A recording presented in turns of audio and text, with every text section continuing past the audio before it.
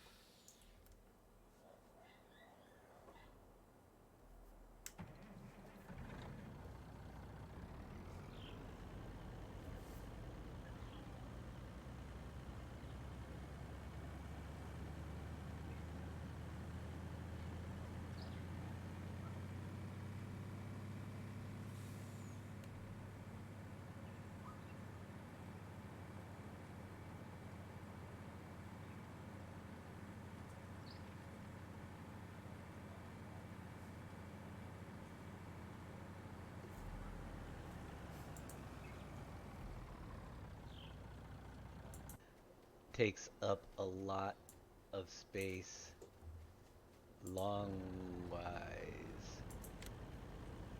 So get ready for a Frito factory. And it needs work. It, like I said, it is Chester's Chester Cheeto on the sign there. That's the name. Did you know that? It was Chester. So that one is one. That's number one. Okay, we'll leave that one behind for a minute. And I'm going to grab those same pieces and put them into the next one so I can take a look. We need the XMLs, the store file, the map hotspot, and the mod description.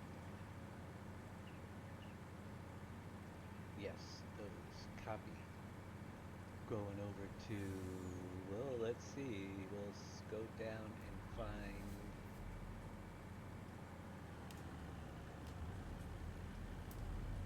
the Kellogg's one, which is similar but different. Change these up to match Kellogg's.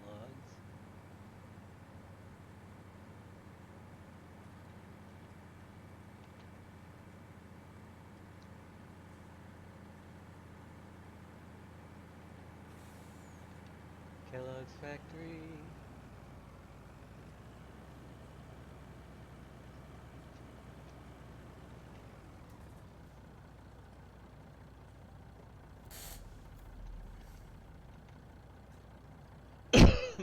That should be good for the mod description. And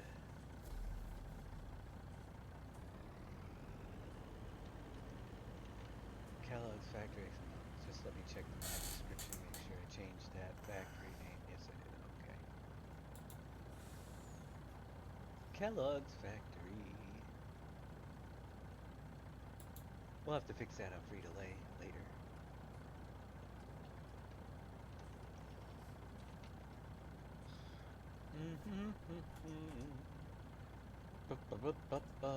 It's a placeable. That one's gonna go in the food category as well. Kellogg's factory. So, what are you laughing about, Mister? The new sheep and goat farms. When you put them down, they're at 0 for cleanliness. Yeah, they go right up though. I think that happens with all of them until they start, until it kicks in. Okay. Kellogg's, mask area. All right, we gotta go set up this. Do the same thing with the Kellogg's factory here. Bring that one open. Oh God! G-Man, how you doing? Yep, Lay's Frito-Lay factory. Woohoo! Same way with Kellogg's, but much smaller footprint. And you will see that this was actually the construction storage. So there are pieces that have to be changed. And I'm going to put a new doorway into this and take this whole gate out. This is just, right now, me trying to gauge, oh my gosh, this one. Let's create the transform group for the factory. Whoops. What did I do? Let's try that again.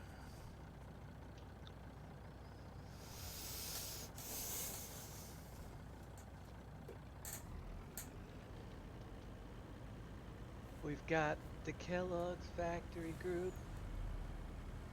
It's got to go in here. What is that? Why don't I see anything? Oh, we've got pieces over here still. But what is highlighted when I have that whole factory group? Oh, the old input and output triggers. Yeah, we don't even need that piece yet. Get rid of that. Don't need that. It's this one. All right, I do have the main group. These pieces are going. I was kind of leaving them. I'll bring them back in if I need them later. Z11. I will lay one down and try it just to make sure. So this is the group I needed. Where the hell are the things on this, Dave? And is that just the Viz group? Yes, it is. So I actually do have to have a main group for this one. What are you talking about, mister? I'm just looking. I haven't looked through it yet. I'm not going to ask until I look. There they are. Never mind.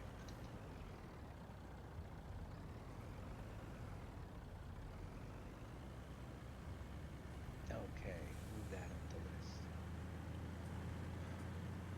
Create a new transform group. Put that in here.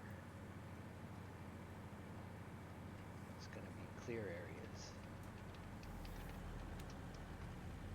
Move that to the top so I don't have to change the numbers. And put in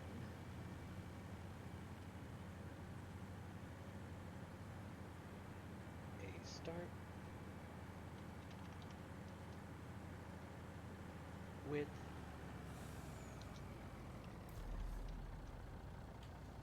height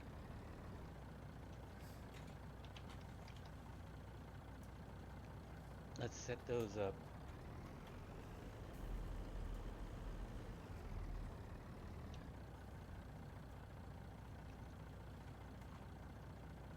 width goes to right over here. Height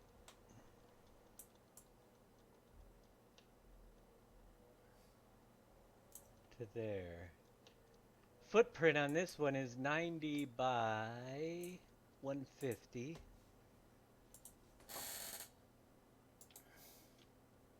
So into the XML file, we just got to change this to 150, 150. And the clear areas are set up already. Should be good to go. Let's see if we can spot this in our food category now. Good evening, Zeus47, Scott Anime. How are you guys doing? So, basically, what I'm trying to do is get through all the factories, and I just decided to see what I had available and started using some of the pieces. They're not nearly where they're going to be. There's lots of changes, but I didn't feel like reinventing the wheel. What I really feel like doing is getting to the big map expansion project quicker and get these factories in so I can do that. So it's going to be a fun project, bringing this up to 16x. But I want to get the 10 remaining factories done first, and I've got several pieces of them laid out. So we'll be able to knock them off a little bit faster here.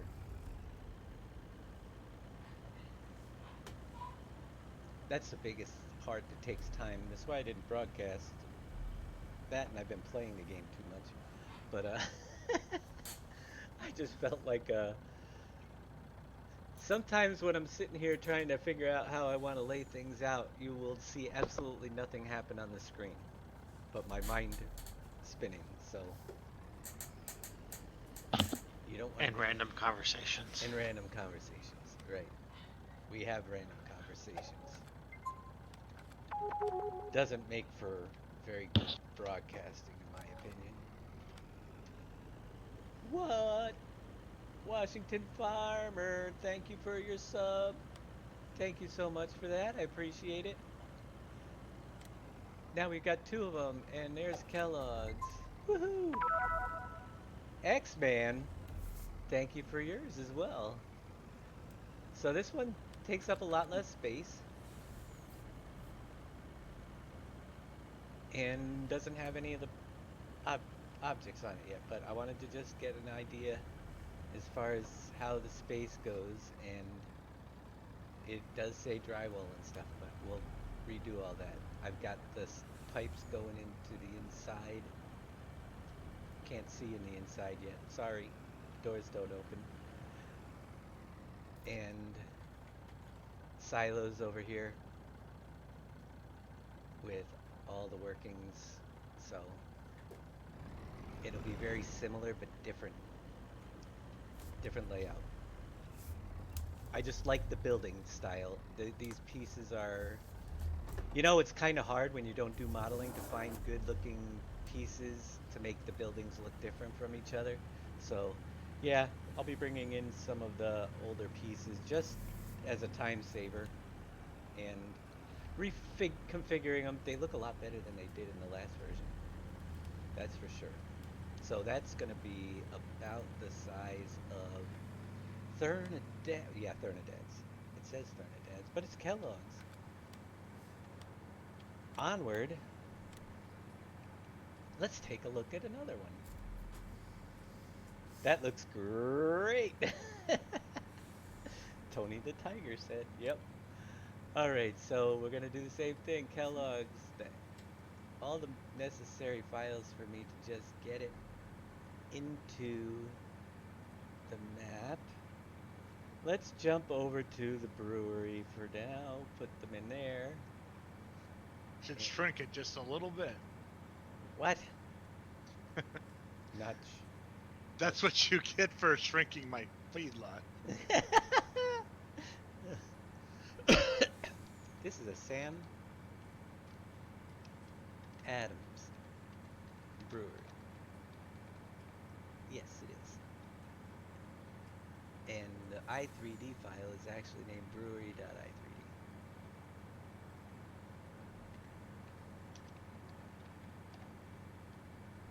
Brewery.i3d. And let's see. We are going to change this to Sam Adams.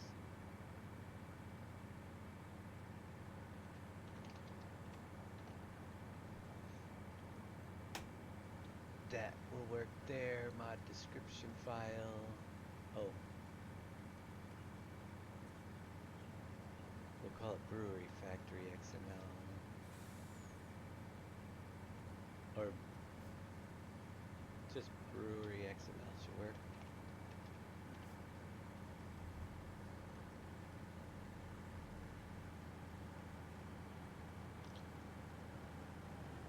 Little helper, I wouldn't go there right now with that kind of statement. I don't want to know. What is he saying? I don't think he knew what happened Oh. this weekend. Right, yeah. That's alright. Brewery. We'll call this Sam Adams Factory Function. Oh.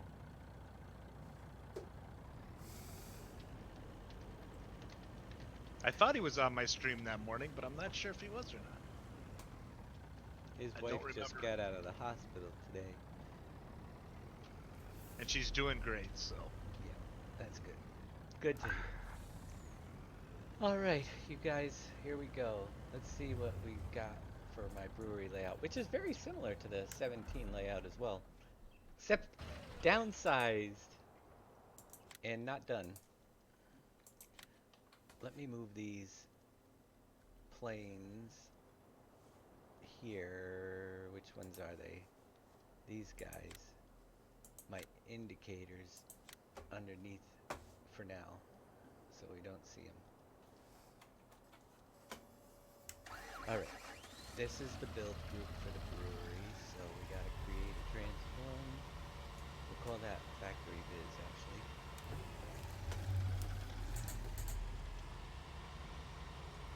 And cut that, put it in here. Again, move that to the top of the list.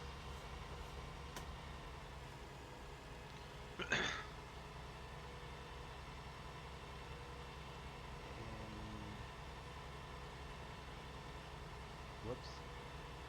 I didn't mean to do that. Uh-oh. It's alright. We're under control.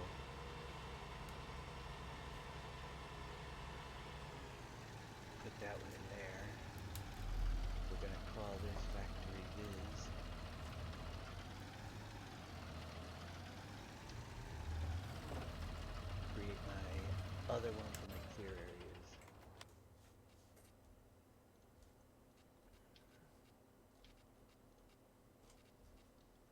Kind of give you guys a good demo on how to set up a basic mod and get it in game, a placeable object. So you got to have the clear areas, and then we're going to create transform, and that one's going to be our start. Our width.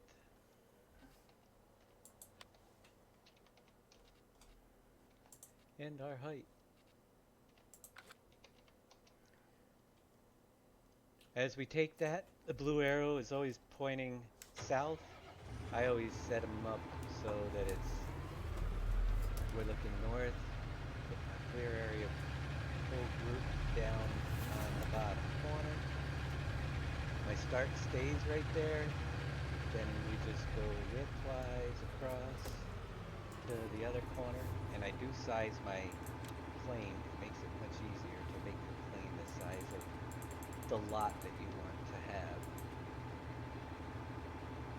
So we have our start width and height set. And also when you center it, don't move the plane from 0. You notice it's 0, 0, 0 translation. And move your factory on it. Now we got the scale of X, 170 by 260. This is huge. Brewery's gonna be huge. 170 by 260. So let's go save that. And open the brewery XML file. Change these numbers. You want to as big as this is, it was 400 by 400 in the industries map. So it's baby compared to that. Baby. It's just a baby compared to the size it was. And with that, but it's gonna be big. Clear out a field. That's one of the reasons why I want to get the map extension. Give you guys some more property for all these. All right, Brewery XML looks good. Let's see if that one comes in. Jim Estep, how is it today? There was a lot of other stuff that goes on with all this too that is on paper. Like me figuring out what products need to go into each of the beers and all that, so I know how many silos I want and how I want to lay things out for each of the factories.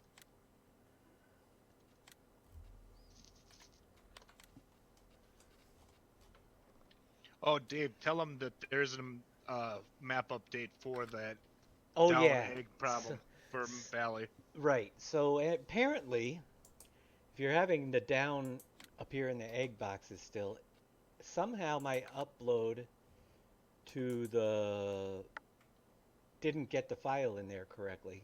We checked it yesterday because some people are still having problems. Including X-Man. Including X-Man, who downloaded it and didn't have it. So the one that went uploaded did not have the change in it, even though I thought it was there. I don't know what happened. So if you were not getting the wool pallets, get yesterday's update to the Pleasant Valley and it should be good to go now. Let's see if we've got another one here. I should have a save game. Yeah, well, yeah. I was gonna say, but then I always have to remember to select the mods. Let's purchase, and this one, I put it under food, but it's not, it's gonna be moved to beverage. And I need to spin this monster around a little bit. Now you can see parts here that are actually hidden. Look at Sam Adams starting. We're gonna light up those signs this time with those little lights that reflect up onto there. We can do that stuff. Ay, ay, ay, ay. Look at that. All the grain for the brewery will go in. This place is going to be the biggest place on the map probably, but it also does make 5 beers now instead of just the 4. And it will change. Textures are going to change and stuff's going to change for sure. Again, it's just my base layout of where it's going to be. We've got the loading docks that will come on right here for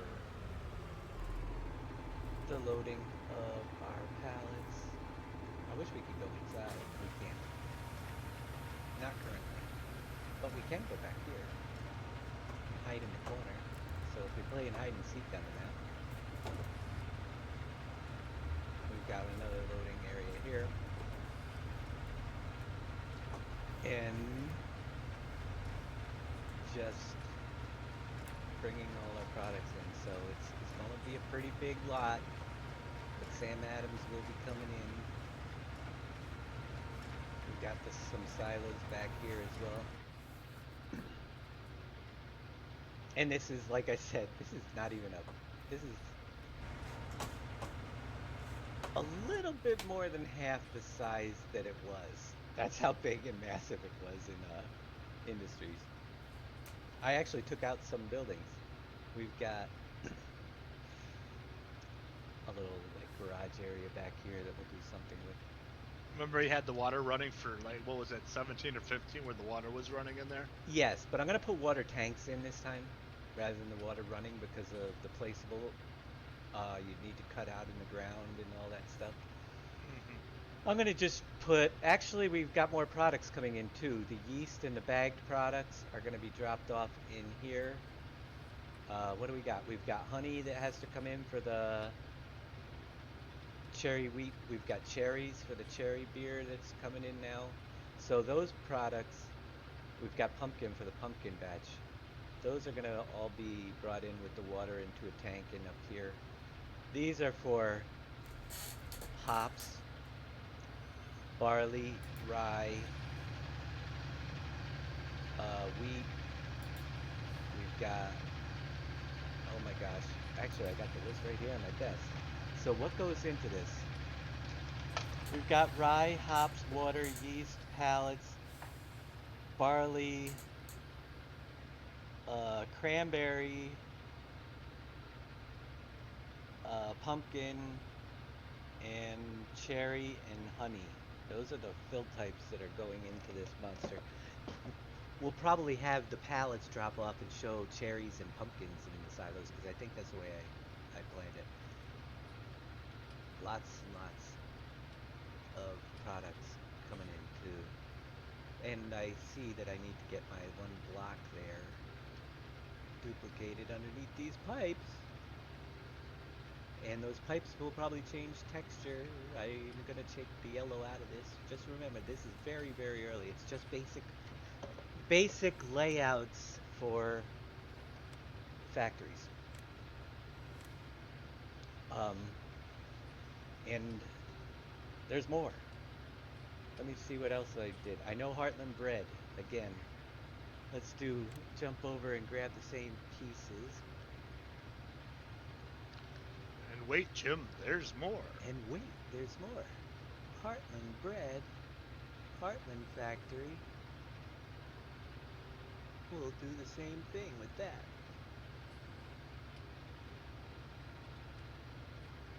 We'll call it bread factory XML. And we'll edit this to say bread factory.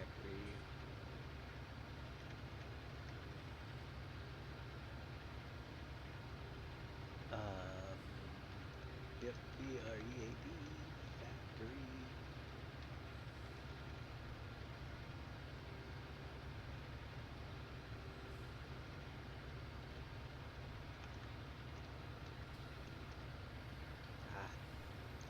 Heartland bread. Now, one of the things is I'm using this XML file. It has it's a template I set up. It has the when we get into the Bread Factory XML, it does have all the stuff. I did miss the Heartland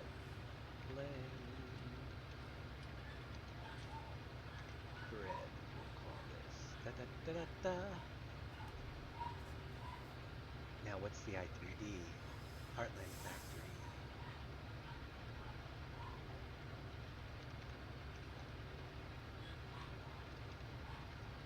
Heartland Factory I3D. So this is a global company template. I have all the building and input products all set, so it's just activating this stuff as I decide to once I get into that point. This one is going to be, and I tried to make Heartland Bread a narrow, long building that hopefully will fit in some of the narrow, long spaces, as you will see in 1 minute. Oh boy, oh boy, oh boy. So, Heartland is very narrow, very long, and it does have loading areas to put the stuff in. Again, use several of the Maybe that'll buildings. fit where I want it now. Well, that's what I kept it. Well, we're gonna set it up. So there's my, let me create the transform. We'll call this, it doesn't matter. We're gonna cut that one out, put it into there. That's our factory viz group.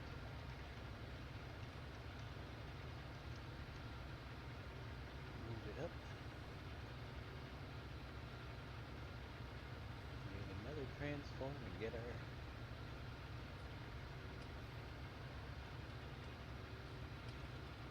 clear areas.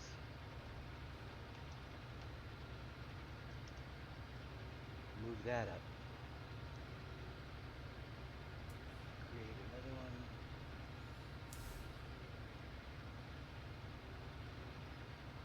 And that is start. Duplicate width. I'm hoping it will go on the shoreline. Now, I'm going to do one other thing with this because there is room here, but this is where all your deliveries and drop-offs are going to be along this side, so I wanted this side to have a little bit of space. If it doesn't fit where I want it to go, it's going to get changed. Simple as that. Test size. So this one here, we're going to put a point over here. Well, definitely width-wise looks good. I don't know how long it's going to be. Oh, it's long. At least where I want to put it. It's going to be long, but it should fit where I want to put it too. You know that place that's over by the lighthouse? Yeah, that's where. Yeah. We're going to get it to fit there because that's where I want it. It's a nice long strip of, whoops. You just got to take out the trees first, though. Yeah. Is there trees over there? I don't think there's any trees on that side over there. Well, let's see. But by the lighthouse there was. Um, You sit by field 31. it is 300 by 80. It is the narrowest one of them so far. So let's see what happens. We've got a 300 by 80. Let's check it out.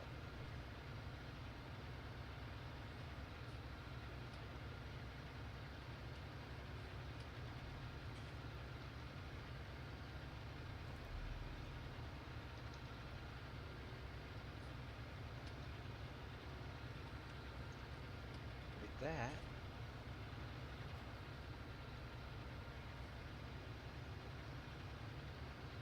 we're gonna go find out. I don't think there were trees there. Not on the not on the south edge of the map, over by the across the river. Yeah. I. Unless you planted them, dude. It was just an empty field. Right in between the Western Station and Port clear, but where you got the lighthouse? Maybe I'm not in the same spot. If you're playing on Industries, you will have no problem finding spots for these. There's plenty of land over there. Yeah, what I'm talking about is in between the Western Station and Fitzpatrick. That's where I tried to put the flower and it just didn't fit. Western State. Oh yeah, no, I'm not talking there. I'm talking somewhere else. What the hell did I do? It might fit there. It's probably gonna be too long for there, and you would have to clear trees. You're over by where my greenhouses are on my map. Memelar has his spot all picked out. There's a lot of narrow places on the map. That's why I want to get a narrower building. Let's see. Purchase. Oh wait, we gotta get land.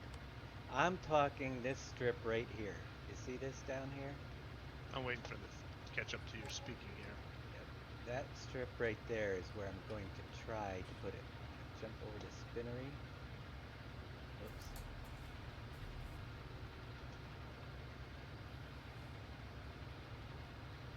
And purchase Heartland bread.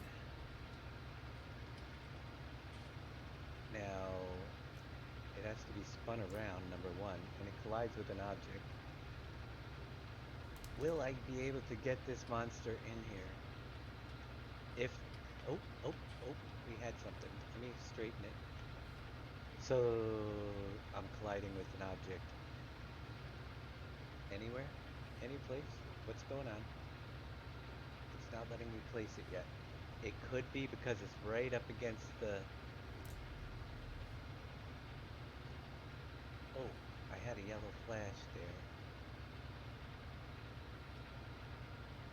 Where are you placing that in? Oh, down there. Okay, I gotcha. I'm getting a terrain deformation fail. I think it might be too close to the edge of the map. That's what I was having the problem with the flower.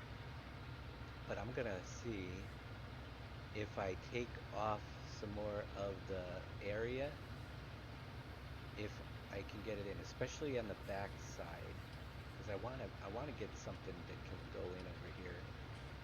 Let me go do a little bit of downsizing here.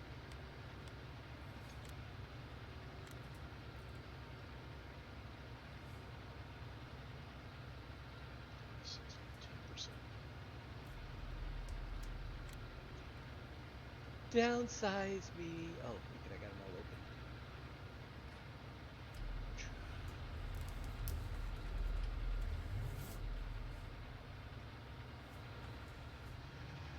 Close those down. Save that. All right.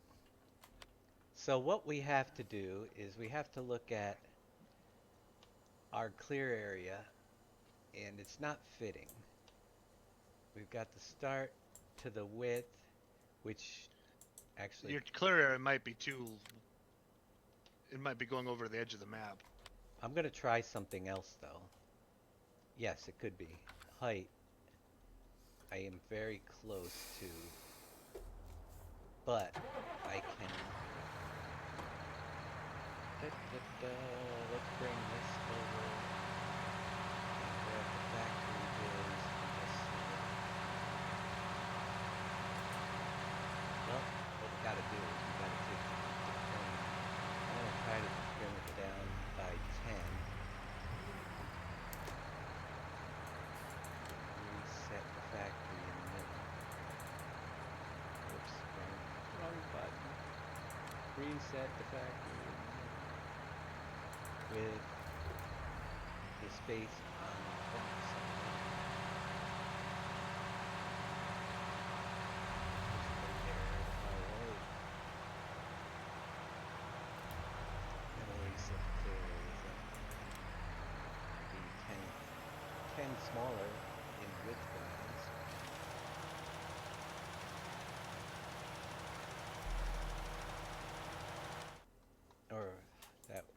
section. Yeah, we can go with that. Height is the one that is.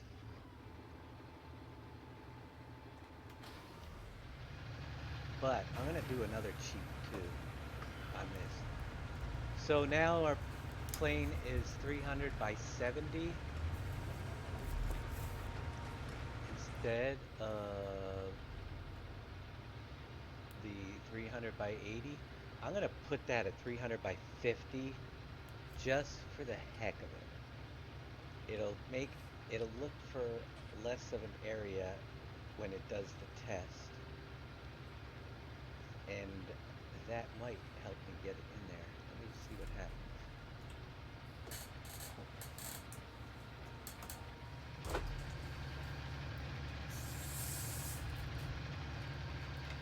I want to get in there.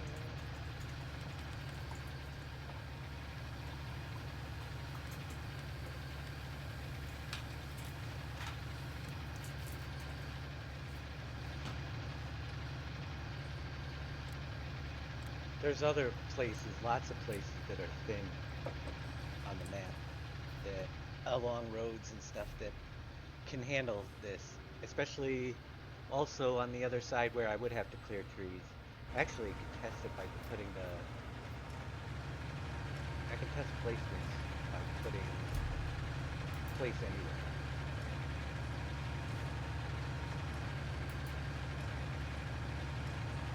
Oh yeah, we've got a lot of the basic layouts in the works, and it's just a matter of now going through, making the build, putting all the XML in the building and labels and, you know, digital displays, the stuff that has to go into them.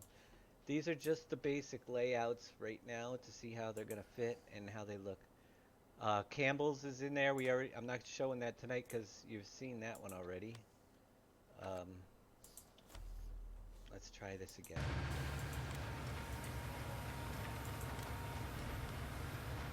Actually, alright, before I do that, I'm gonna buy that piece of property again.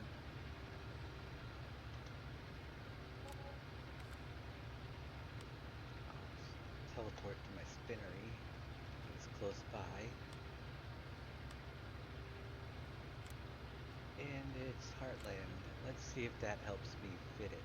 See that? Alright, so I just need to spin it around now. It will go green. AKW. Let's see if it will go green and how much room we have to the railroad. Oh yeah, we're gonna be able to get this in there. I'm gonna line it up with the railroad to make sure I'm going in pretty straight, as you can see. Then I'm gonna push it back as far as I can, and we should have plenty of space to build a couple ramps across the railroad tracks here. I don't know where my current factory spawn plane is. It's gonna be inside. Yeah, it's inside. I didn't set it up yet, so we'll have to walk over there. But gives you an idea that this one here can go in long narrow spot, and there's several of them on the sides of the map, like where I had my greenhouses could be used, but you'd have to level it.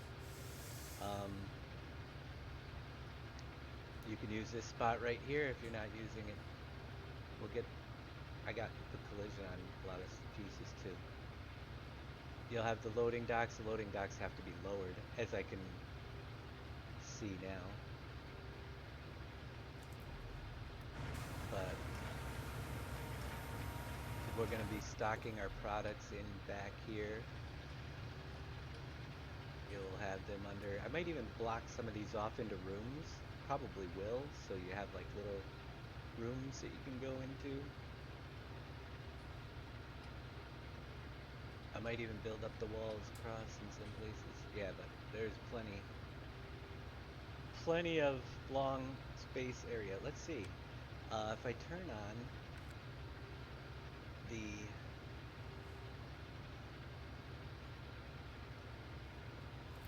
extended placeable and grab that Heartland Bread Factory, there is going to be area. I don't know if it can do extended place go with trees in the way. It won't let you. I don't know. I don't think it does, but don't quote me on that. Oh, whoa, whoa, wait. I got something here. See, you could theoretically build it down in here if you wanted to along the railroad. There's places when you clear these trees that you could get it in there if you needed to. All around the edges. Or let's look inland. Inland, the whole thing would fit. Nah, it's gonna be a little bit big for there. Somebody mentioned along. Oh, no, too big. Along the river. Oh no, Dave. That's not good. What? Shit.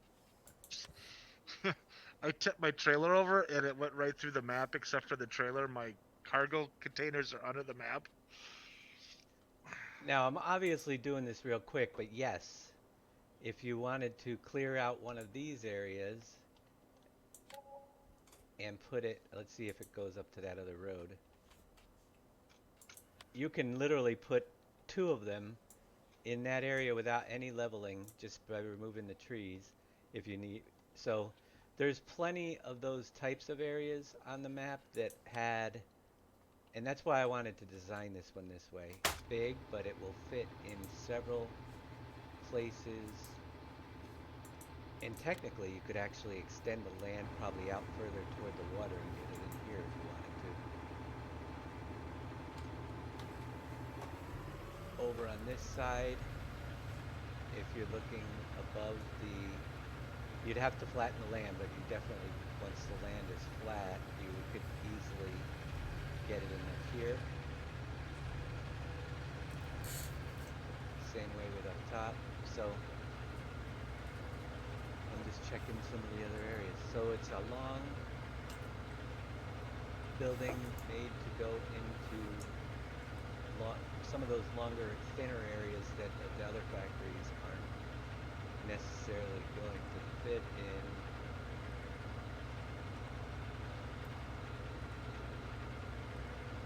I'm just curious if it could even go down here or not. I can't even see it. There it is. Probably not. Not without. It's a little bit too high. Would have been nice. But we'll make some smaller stuff eventually to clear those areas. You could always put it up on top of a mountain. No. Or in a field. Like right up here. Fit really nicely along the edge of a field.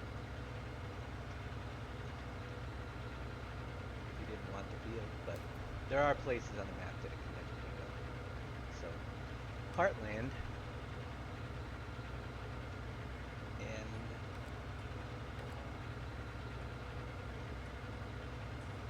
mine is going to go right where you see it. Right in this spot right here. On mine. Hey, Two-Cat, how's it going? So, what else? Is there anything else that I did work on? Hey, if anybody's in the chat or in the watching the feed, we did try that money where people saying they were getting tons of money. We couldn't replicate it on industries. No, we could not. Property income values. They usually are, well, the only thing that generates a property income value on my map is there's two things, technically, but the farmer's market. When the farmer's market is not running, the property income goes away. And it won't give you anything if there's nothing being sold. So that is one thing. The other thing is any placeable objects that I can show you though. I have one placeable object that earns 200 per hour, and it is the small silo for shell fuel. And it's an extension that does nothing but makes your factory bigger. So if you have just the extension silo right there, the concrete silo, and you put those around your fuel station, they actually have built into the XML a income per hour, three different settings, either 300, 200, or 100, depending on if you're on easy, normal, or hard difficulty. So they will earn income per hour based on what difficulty level you set. But those are the only two things that will earn you property income. There are several mods out there, and believe me, I've seen people build income per hour into silos before, just so they can cheat money into the game. So if you're getting a lot of that, check all your mods, and you will see, and a easy way to do it, again, is to just load up your game with all the mods you have. Let's take and say that I'm starting a new save game. When you get to this point where your mods, oh wait, no, you gotta load up all the way into the save game. All right, we'll do that. That's true. Duh, you gotta go all the way in. So take this off.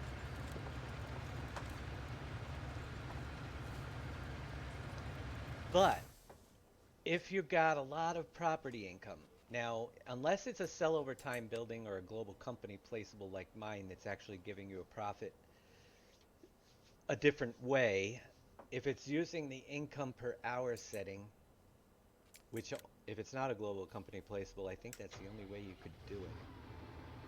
The income will actually show on the mod itself in the store. So if I go to the store and I find my miscellaneous silo, it's not in there, it's going to be under probably miscellaneous category. You will see this little income symbol and how much it's going to make per hour. So you want to click through the different mods you have and see if that income symbol is on any of them, because people will put it in just about anything in placeable objects. But I had checked all mine and there are no other ones that have an income built in, other than ones like the farmer's market, which is not, it does not show it because it does it differently. It's using the global company script to generate income. So just a heads up if you're getting a lot of property income.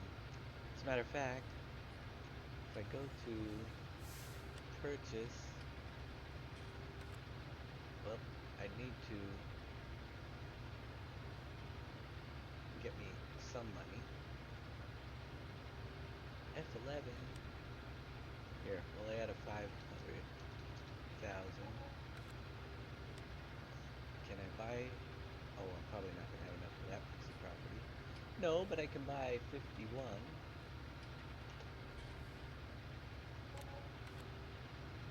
And purchase one of those silos.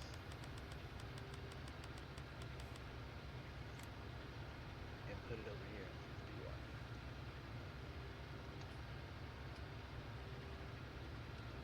51. Alright. Cost me 115,000 to build. It does do an income per hour, but at the end of the day, see how it's going up now? 200 per hour, 327, 527, 727, 9. It's going, giving me the 200 per hour as it's running for just owning that one silo. And at the end of my day,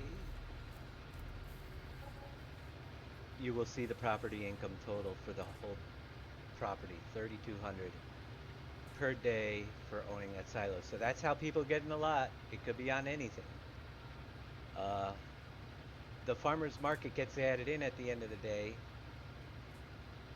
It just doesn't show up until the end of the day.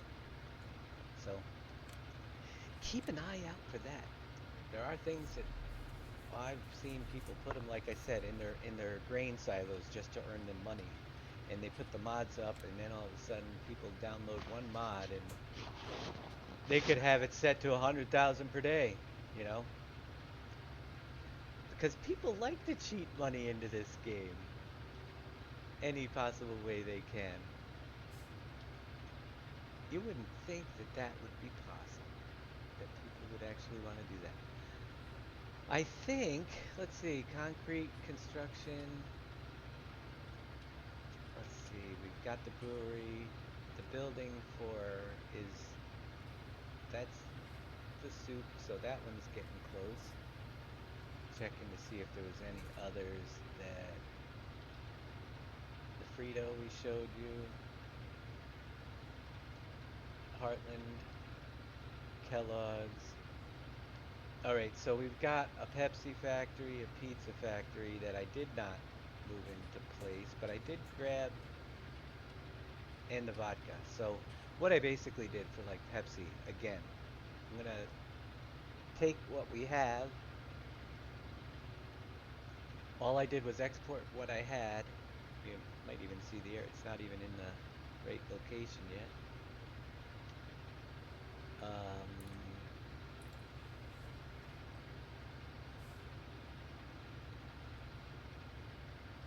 Looking for the viz group of the factory. Visibility nodes. I gotta bring them all the way in to the middle. There it is. Ta-da! That was Pepsi previously. It actually is going to get an overhaul, but we do have the old containers up there already made too. We're going to change some stuff up. I'd much rather use my new loading dock buildings than these ones that have big doors and no real room. So we'll be doing some stuff with Pepsi and trying to keep the old factory style for Pepsi. Maybe some of this will stay, and then that's going to go for sure. And I will be rebuilding it. New drop-off spots and all that. But there's the sign. Pepsi sign. So there's that one that will get in there. Unfortunately and the pizza, I don't know what I'm gonna do. I originally had plans to Read the chat, Dave. oops, hold on a minute. We got chat.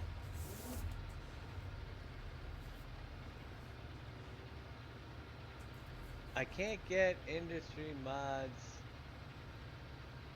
and sell points to work in PV. I have asset mod, but I don't think it works. It works. What issue are you having? Do you have global company placeable mod? I mean global company mod in there? Need that one too.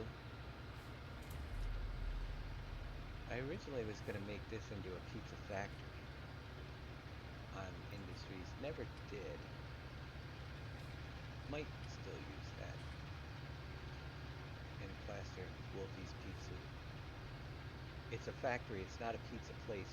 It's gonna be pumping out lots of pizzas to bring to the supermarkets and stuff, so that would be Pizza Land.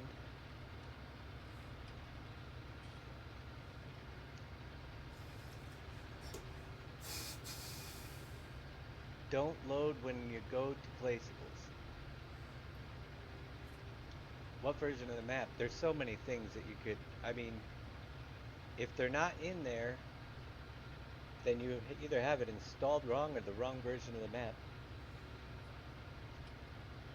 Yep, you'd have to check your error log too. So the pizza, and then there's Pepsi, and then the last one is going to be redesigned unless I can get Fummins to chop it up for me. But he's working on my roads for the other map. We need him to. What do you need chopped up? Nope, we're not gonna let you touch it. You've got I your. would have been, You've I got would have been your. done with the roads tonight, but I got sidetracked. Yeah, get it. Stop doing your taxes. See the Stop doing your taxes, Bowman's. it's much more important.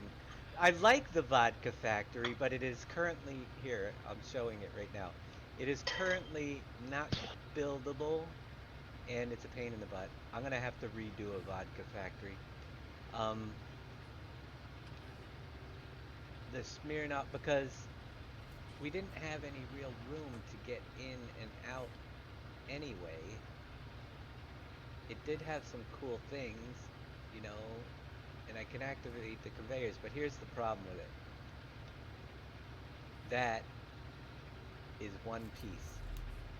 The whole entire actual factory is a one piece thing, so it can't be built and replaced the way it was. It wasn't a bad design. These things kind of, the little strips here kind of got a pain in the butt. I would have had to, but yeah. I think we're just gonna redo the Smirnoff from start so we can make it a buildable. Jim says don't make it a buildable. Don't, well, like, you know what? Here's the thing. Even if I kept it the way it is and just made it a non-buildable factory, the problem with this is space-wise. We could drive in, we could get through the gate, you would have, this was our pickup area, which was very small for the pallets. Technically, I guess we could fit, we got 2 more coming in now. 2 more vodkas. There's gonna be 5, not just 3, so I'd have to tighten these groups. We could probably fit them onto the dock if I squeeze the rows together and everything. See, right now it only has cherry and our orange vodka and our cranberry vodka, but we have 2 more vodkas coming in. Then we drove through, we have the loading spot, our drop off for the potatoes. You know, it's all just one big piece. There's potatoes everywhere. And it looked cool, but it's, I can activate these troughs. I don't have to make it buildable. The question is, there wasn't a lot of room to move around on this one. That was the biggest thing. Not a lot of room to move around, and we've got even more products that are going to be stocked and stuff. So I'm probably going to end up rebuilding this. It was just too tight. Although the signs look good and stuff, we'll be making a new Smirnoff plant. And that, I think, is actually the remaining factories. Is there any that I missed on my cheat list? My cheat list is right here. So we cover Kellogg's, Sam Adams, Pepsi, Smirnoff, Heartland Bread, Campbell's, Pizza, and Frito-Lay. And you can see that most of them are in the works. So let's get working on, I'm going to go back to Frito and try to get some of that thing up and running. We've got a pretty good head start on it. Might as well see what we could do with my Frito factory.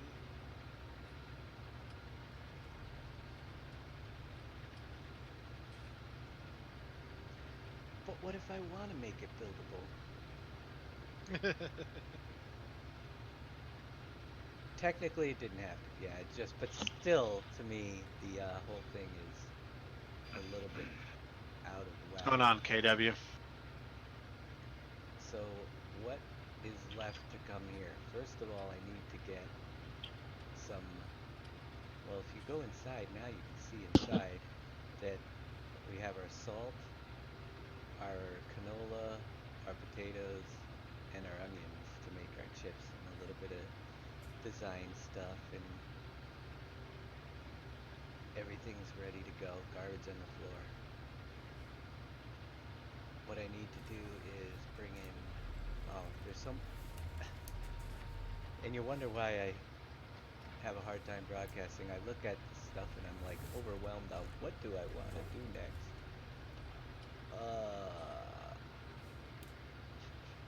Design features built into this thing.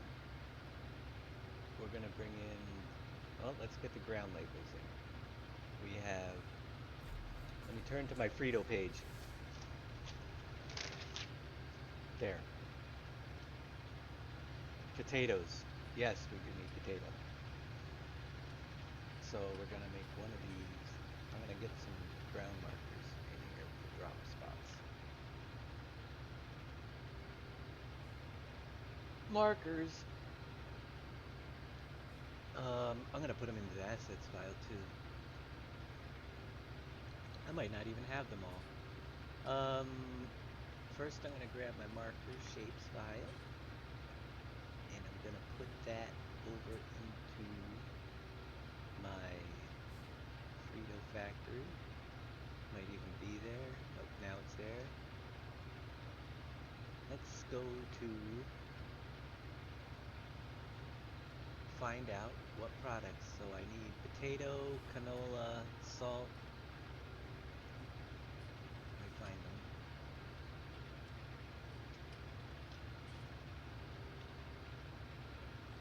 And some of them might need to be updated. Like potato. Potato needs to be updated. We Why? might not have moved up from our private one we got.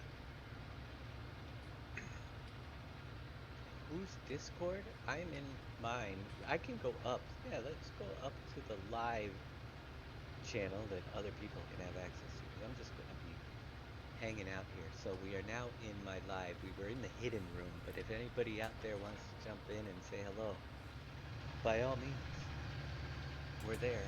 We all just moved up.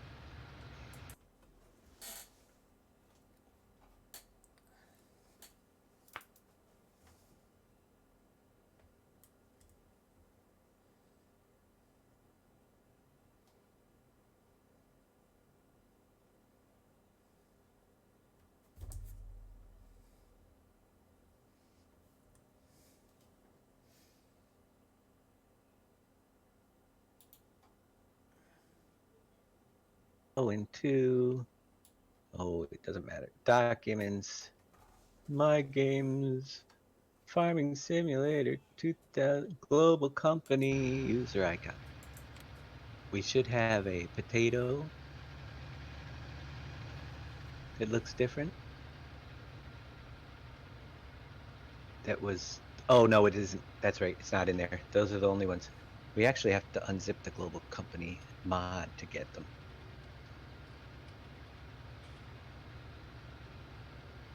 How you doing, Ethan? Hey, how you doing? Alright.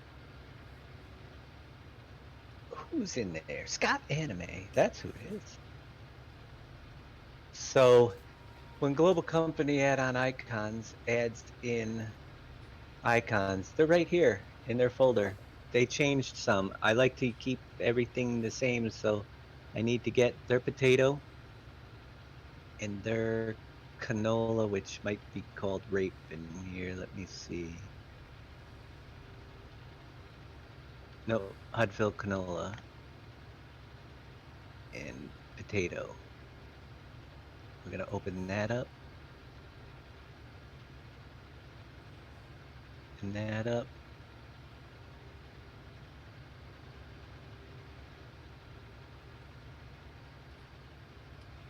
Come over here.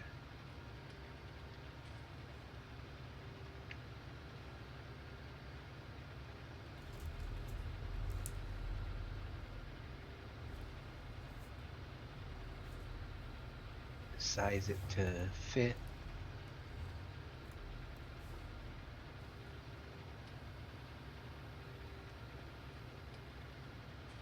And give it an update.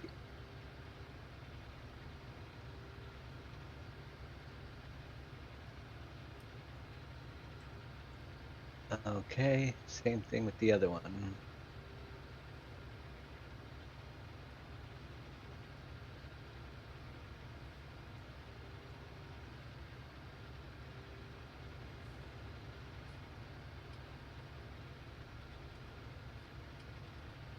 Whoops. Gotta paste in a new layer. Edit. Paste in the new layer. So it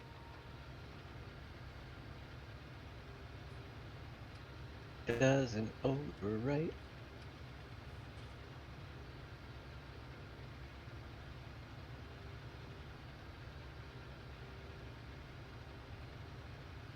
Alright. Now we should have my new canola.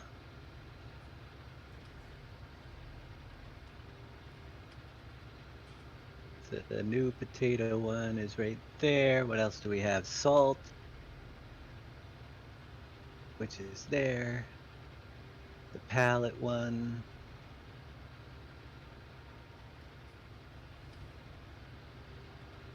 We've got cheese sour cream that we need. Cheese.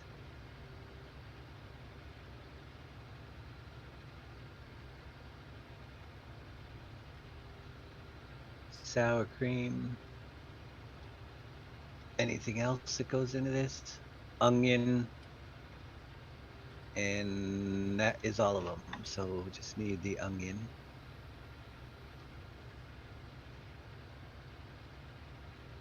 Right there. So I'm gonna copy those. And I'm gonna move those into my PV assets file and we'll call them right from there. What's up? Resub for Doc Holiday. Thank you so much, Doc. Thank you for that. I appreciate it. Textures, markers, anything that's not in here will be overwritten. There, now I have them all in there. So we're gonna add the ground markers to drop off products. Oh, first we're gonna open it up. We're gonna come over to my, I'll close that one down. I probably got it open already. No, not Heinz, no, okay. Frito, where are you? Open up the marker file.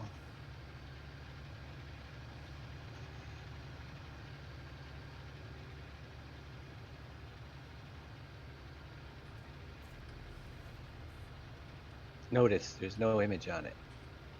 There will be. We're gonna point it right to desktop.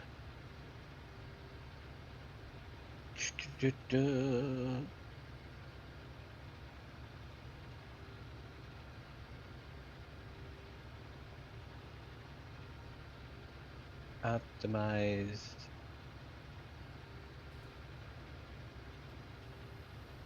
PVS, it's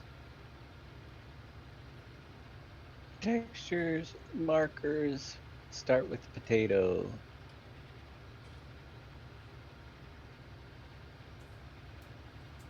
Save it.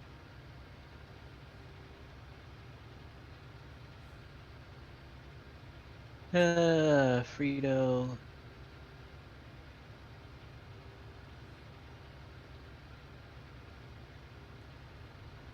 Cut that. It's gonna go into our factory viz group. We're gonna make some potato loading zone. Let's blow that up too.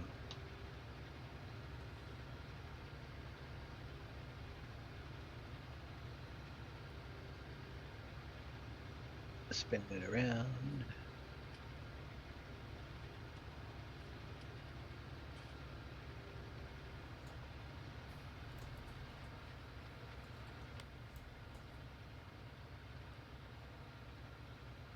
I'm going to save that one right there. I'm going to export that as my new marker because it has the right size and everything.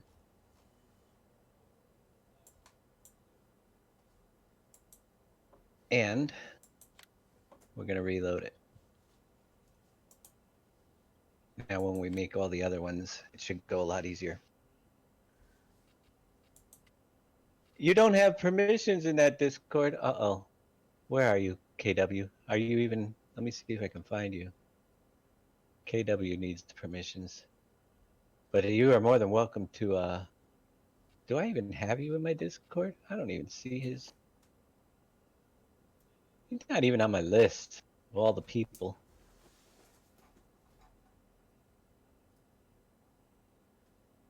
In my online list. That's what I was looking.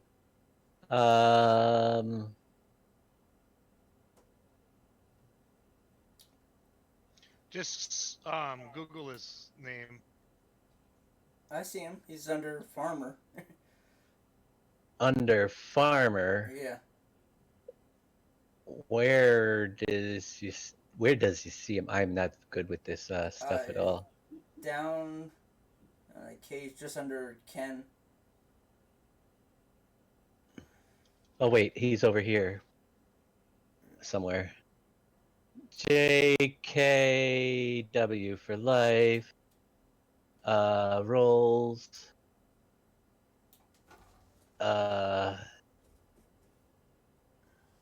I'm making you a VIP. I wonder what VIP gives him. But I just made him a VIP.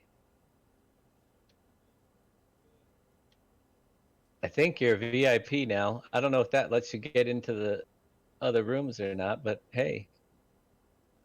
We'll see what happens. Potato. Canola.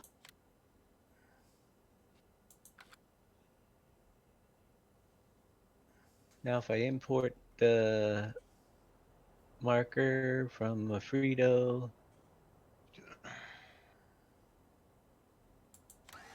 Cut that out. It should appear right there. I'm gonna have one each of these three products load into each of these silos.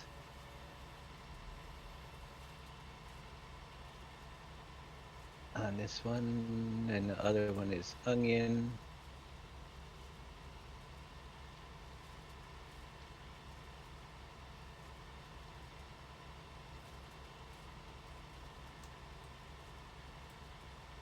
Where is that onion? Right there.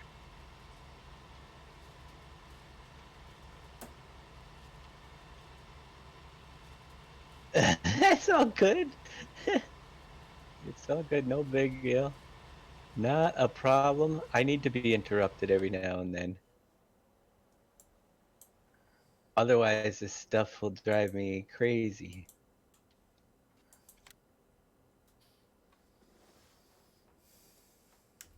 Now, if I was a real modder, I would actually be changing the names of these files to match what's actually on them. But I got too much work to do to slow down and do that. They all say lime. This one should say onion.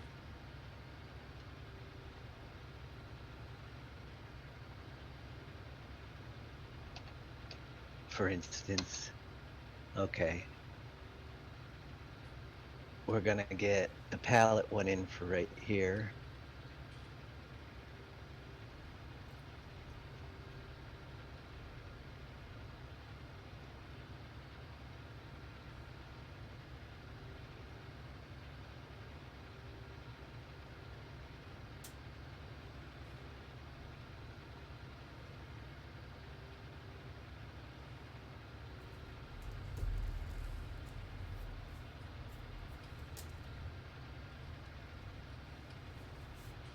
No, edit. Cut that out.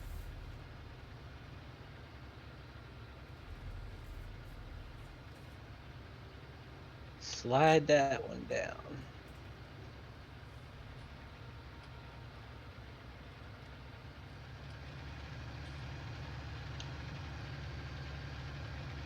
See, we're 2 bars in. Yeah, right there. That's good. Pallets and onions. Over here, we need cheese.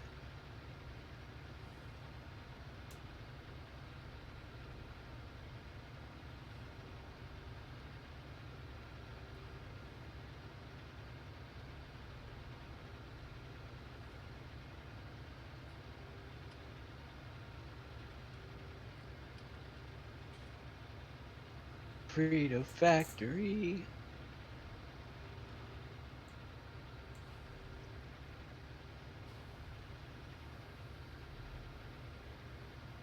Whoop.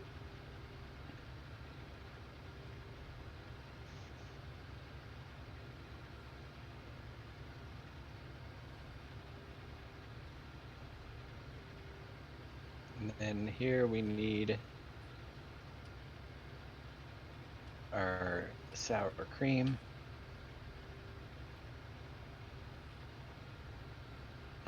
Drop off spot.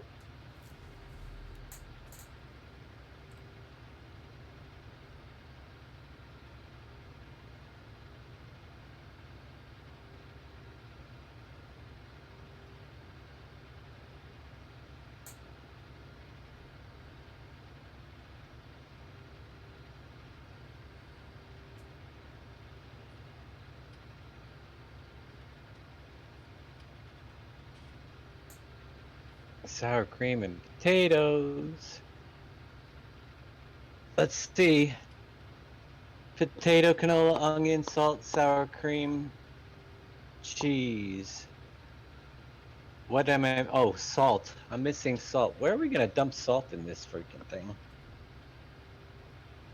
Might have to do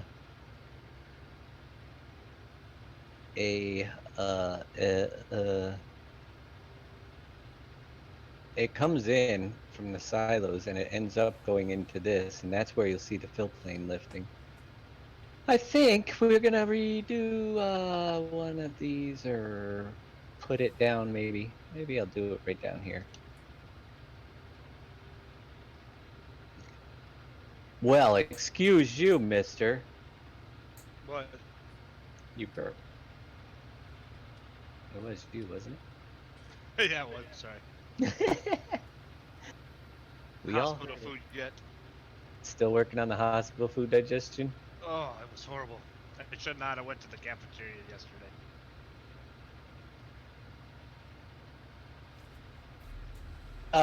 No, we don't have salt and vinegar potato chips. We cut back on. They were on the list, but we're so close to fill types that I had to cut out the salt and vinegar, and there is no vinegar in these chips. So unfortunately, no vinegar on this one. Although I could check the bags. We could check and see if there's anything else that goes in. But I don't think there was vinegar.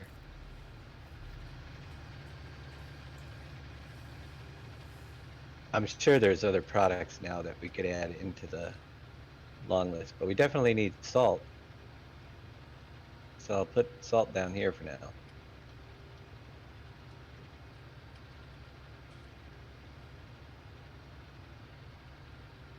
So that's how you do your research. The fun research. You go to the World Wide Web and you go Lay's sour cream and onion ingredients.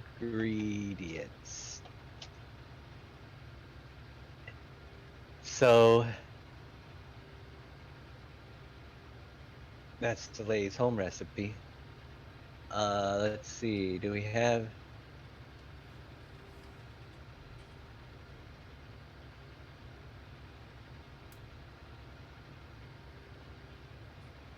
potatoes, vegetable oil, sunflower, corn, and or canola. I wanted to get regular. All we have is freaking peanut oil. If I had one more fill type, I would make vegetable oil because it would be a great plant. We could bring sunflower, corn, and canola in and make vegetable oils. Sour cream and onion. Oh, there's milk. Oh man, salt. Yes, onion powder, which we use onion. Sour cream. Whey protein, but potatoes. It contains milk. We could bring in milk with the salt.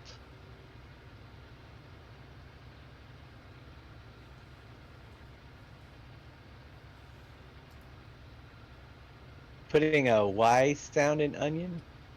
Onion. How would you say? I don't know. I say onion. Onion.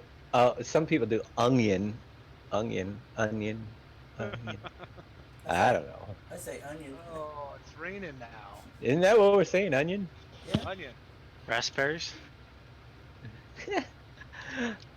So, according to my list, uh, I think we can put milk in, but do we want to do the milk? It's really skim milk. I think we'll leave it out. I think we'll just do because that would just make you go crazy. Because it's with seasons, it would. Right. Now, you're gonna find that most of their potato chips, we also have the cheddar sour cream.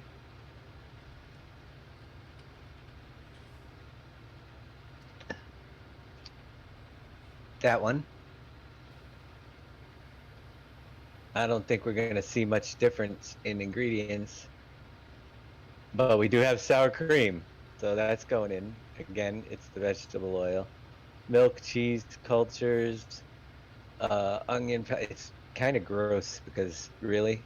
Oh, there's butter in this one. We could bring some butter. Oh, and yeast extract.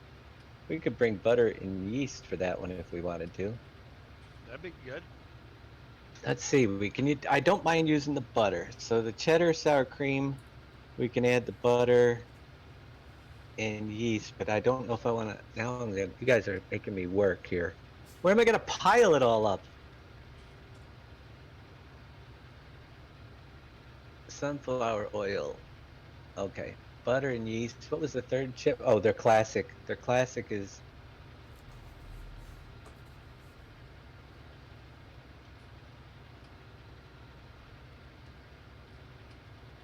the one that doesn't have.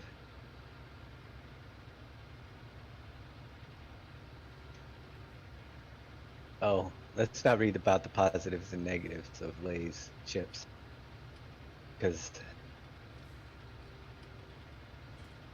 that would be a bad thing. Potatoes, and vegetable oil, and salt. We have potatoes, canola. That's what we're using for vegetable oil. We're using the canola and salt. Yep. All right. So the canola's already in there. That's what I've been using as the substitute. So pretty simple on that one. So we can add, but do I want to take this tower out then and try to get a fourth silo in here? Let's see what happens here. Whoops, didn't mean to do that. Technically speaking, we would have to duplicate that. I'd have to move some stuff.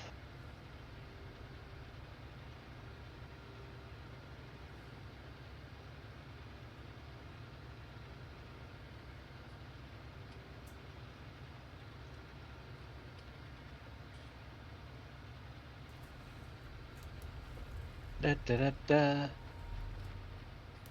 Hold on. Hold the beer. I'm gonna try something.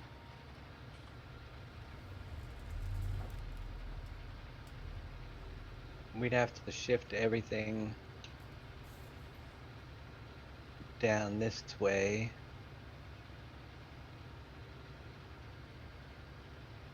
Which is always a piece of work.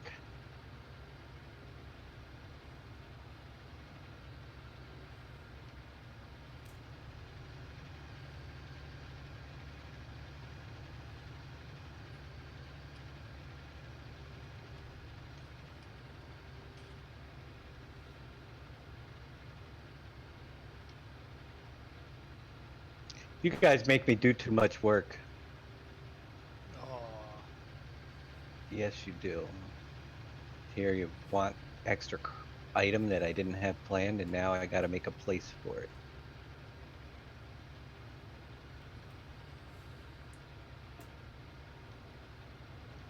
And try to keep it the same size.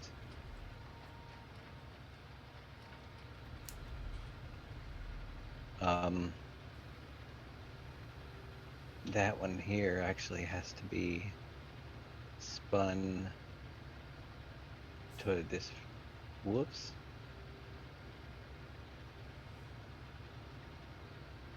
That's the last time I go live making a factory. This would have been done already. Only kidding. Yeah, till tomorrow.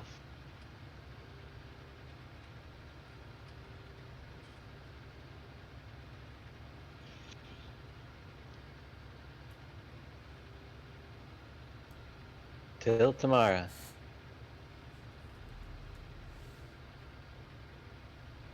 I'm trying to get them to at least appear where I want them.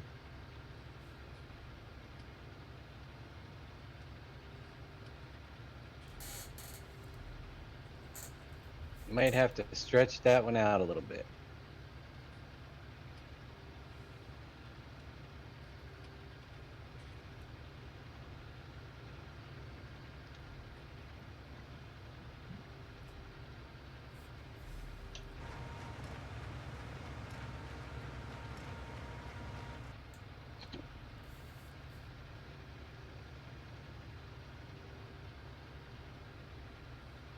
Nope, not quite there yet. Yeah, I'll need a little bit of adjustment. 1.35, let's try. Might not be long enough. Nope. That looks better.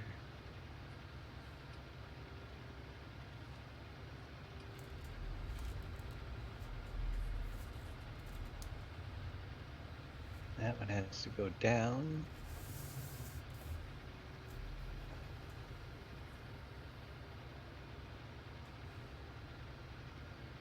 Close enough there.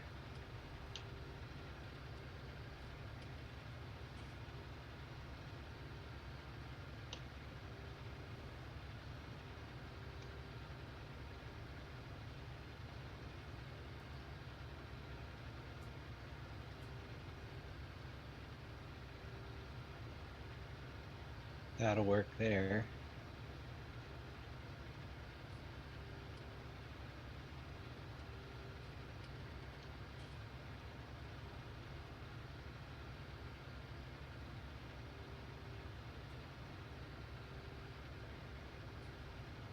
Oh boy.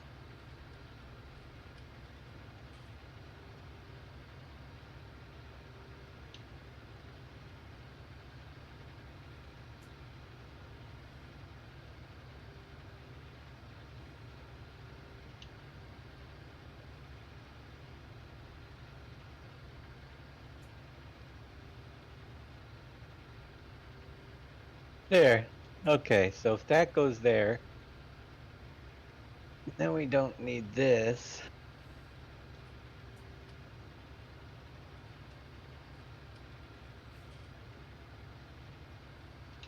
And do I want to keep the tower? I like the tower. There's room for the tower. Let's try putting it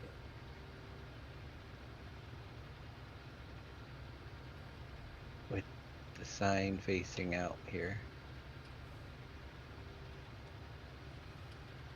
We'll keep the tower. Now I can put your butter in. Nice.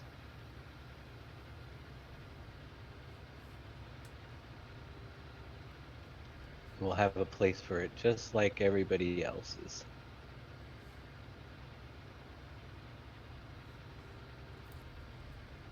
Of course, I didn't bring the butter label over yet because I don't think I have one made. So let's see. If we don't need butter. Butter is yummy. Do I have a butter label? You've got butter now. I'm not doing it over again. Ground decal. No, I never had a butter label because we never had butter until this map. So let's find my da da da.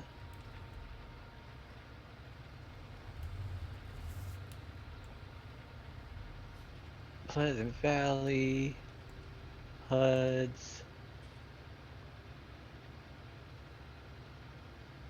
butter.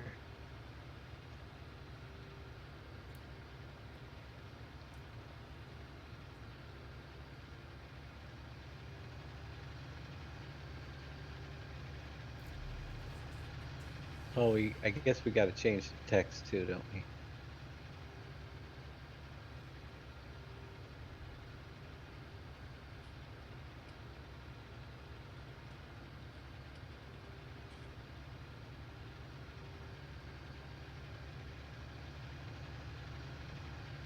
Impact 36.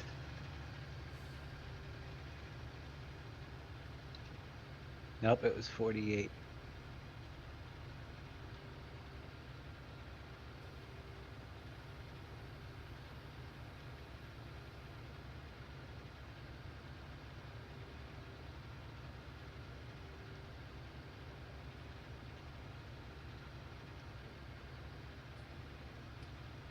There, we have a butter label.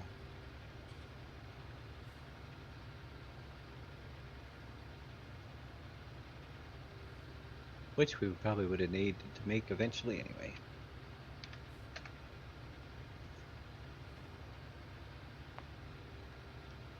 All right.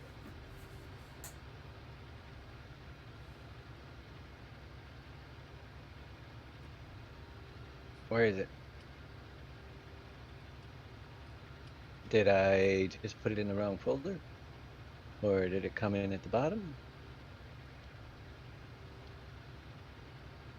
Or is it already over in my assets file? It could be. Oh, there it is. It is in my assets. Huh, good.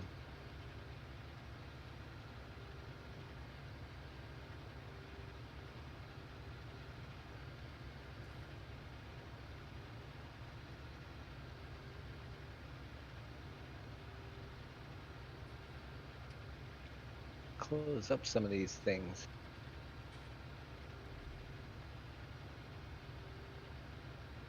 You guys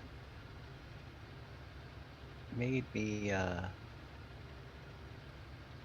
I gotta bring in butter. Butter, everywhere, edit, cut, paste.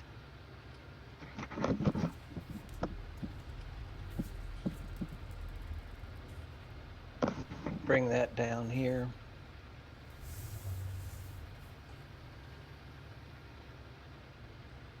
Okay. Butter and salt. They go good together. Let's grab this group, my cheese group. Hey, chill, Will. I'm gonna export that as my block. Yes. I'm going to go and open that block. Chill Will, how you doing?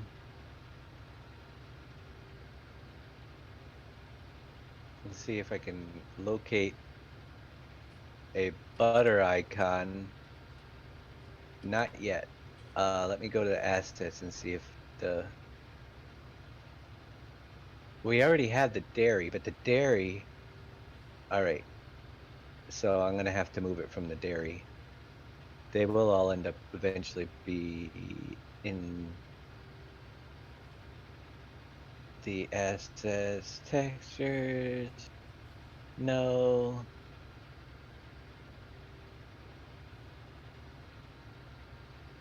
No. I gotta find where it is in here. Markers. Milk and salt. No.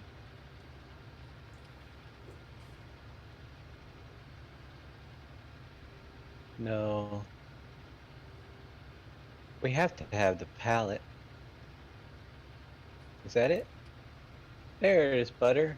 Okay.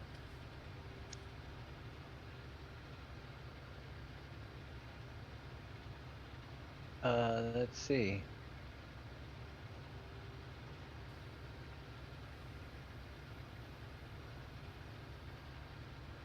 All it needs is butter DDS palette to fuse.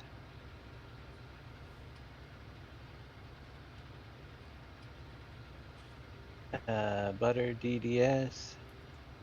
We're gonna copy those for now into my Frito factory.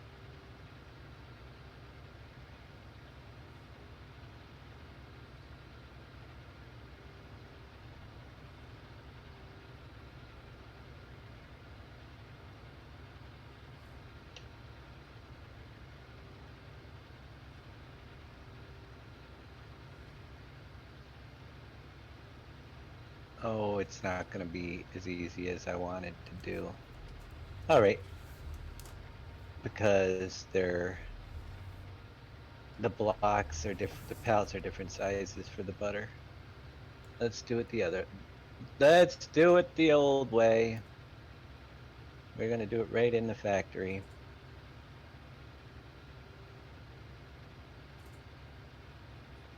I'm gonna duplicate the group though and bring the node down here.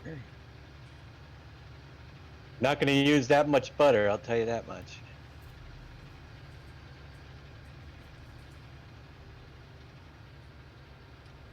I'll name that one butter.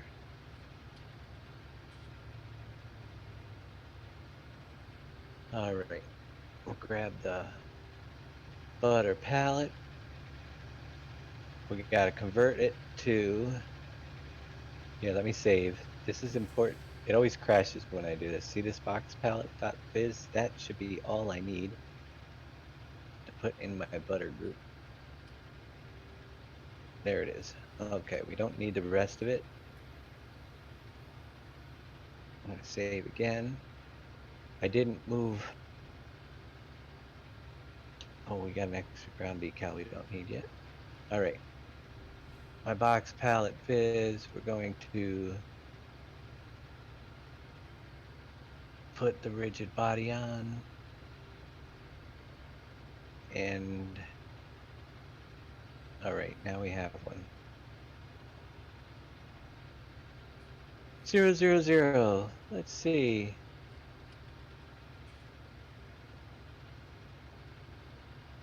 Let's turn it sideways so it fits more of them. Whoa, where'd you go? Let's not turn it sideways for a minute. What the heck? Oh, I did it translate. Ha ha ha. There, that's better.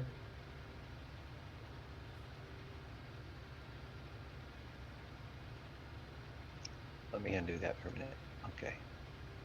I like to slide the whole group. It's at 0, 0, 0. Inside the group so we can duplicate it. Figure out which direction. Okay, 1.25. 2.5. 3.75. 5.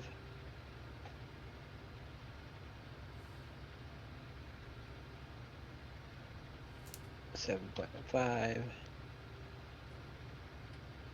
8.75. I don't think we can really get one on there. 10. Maybe we can.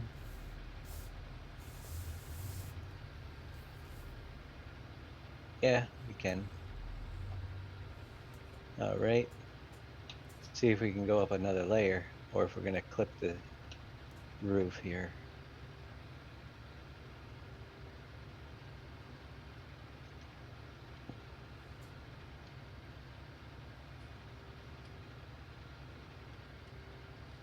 Nope, we can get 10.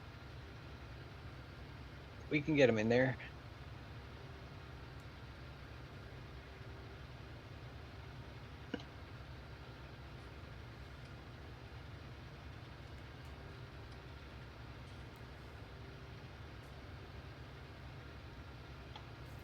So the cheddar and I gotta put that on my list. The cheddar and sour cream gets butter. We're not going to add the yeast as much as we got yeast going in other stuff, but I'm not gonna keep trying to find places for everything. It's gonna take a chunk of stuff to make this thing, make these products, but these are the products, the end game products that are gonna actually make you money for going through the steps to create them.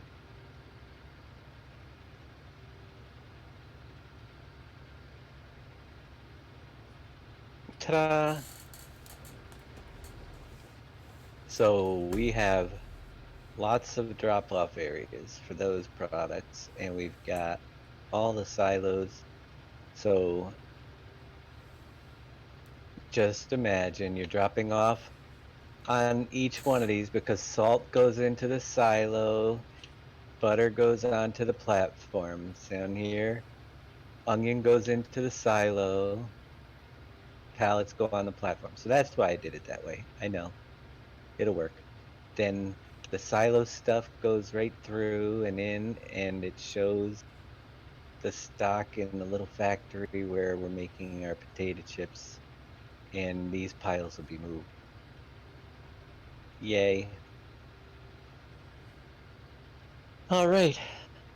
So I guess I got to start. We got to make a Frito sign. There's no real Frito-Lay sign on the building. There's lots of graphics. Actually, there are these. There's this Frito, but I kind of want to put like a bigger one on here somewhere, whether it be on the side there. Oh, we got a lot of different graphics on there, which is kind of cool. It'd be kind of hard to miss, but we should put at least one Frito-Lay sign. Let's see if we can grab that and bring it down. Let's rotate that. Oh, wrong way.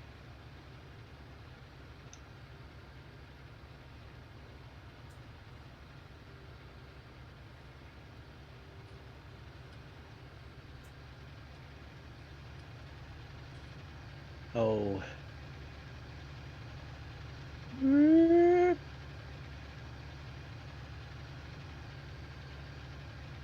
0 minus 90, 90.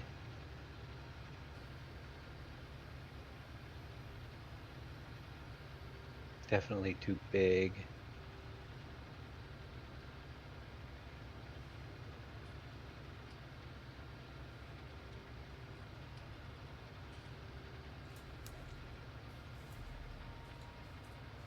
I don't know where I'm gonna put it yet, but I'm thinking about it. I feel like I want to have it. I don't know. I just don't know. Maybe I will put it. Eh.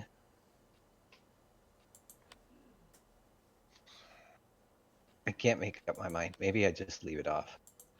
We know it's a Frito building. I kind of like it over the door, but do we want to put two of them? It would look kind of goofy like that, I think. I'm doing pretty good, Chill Will. Yeah, that would kind of look goofy. It could. Oh, we can do it. What's up? I got an idea. Okay, I'll be there.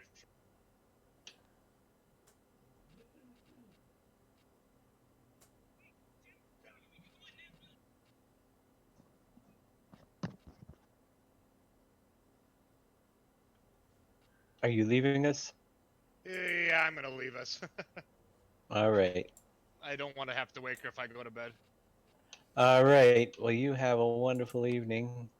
Yep, and I'll talk to you guys later. Sounds good. Yeah, we'll put one over the door. That'll work. All right. What else do we need in here? Well, we could start getting some of this stuff hooked up, I suppose. We've got 2 garage doors to activate eventually, and a regular door. And we're gonna need that.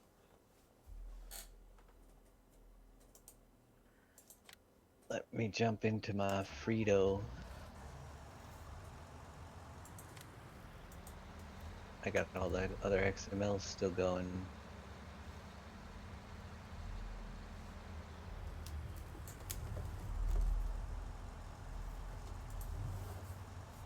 All right, animated objects. Let's get the animations in here.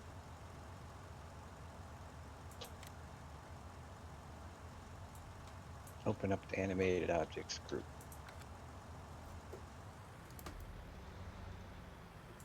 So this door is technically the same door. Actually, looks familiar because it's a scaled down size of the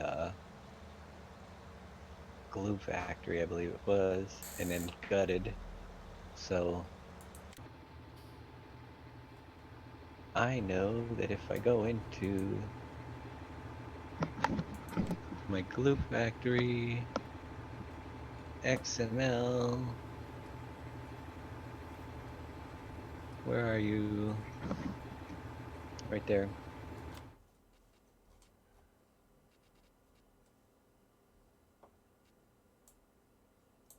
We have a animated object garage door 1.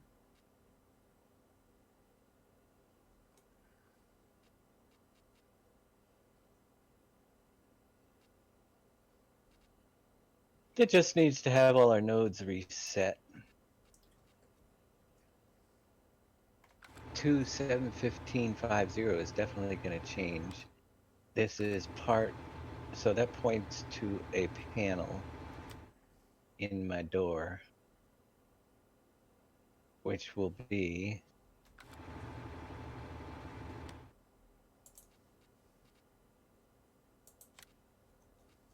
one 13.7.13.50, or yeah.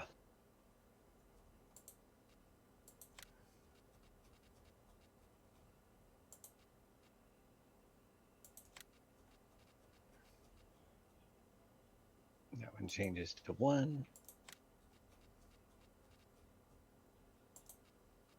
That one's 2.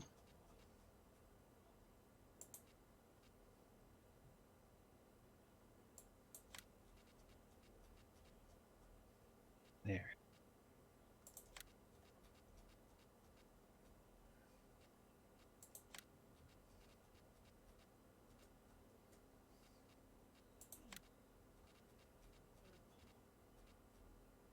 Seven 15.0. That should be that. And the link node, that should be that. That's garage door 1.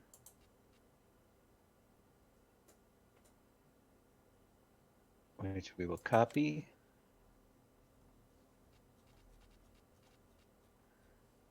Paste in garage door 2, and the only number that should change for garage door 2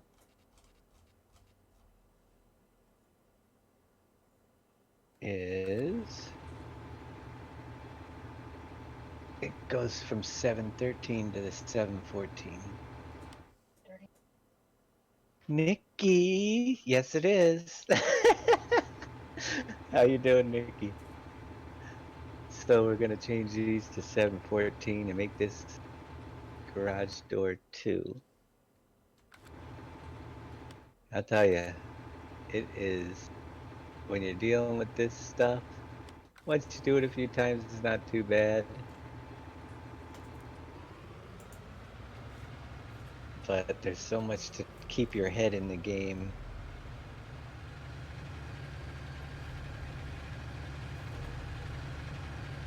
I'm doing pretty good. All right, 714. Those are the garage doors. Then we have our main entrance door. We're gonna see, again, that is over in the glue factory as main doors. Animated object, walking indoors, copy that. We'll put that in as a third animated object here. Find the node for that one, which would be main doors 1, 13, 7, 12.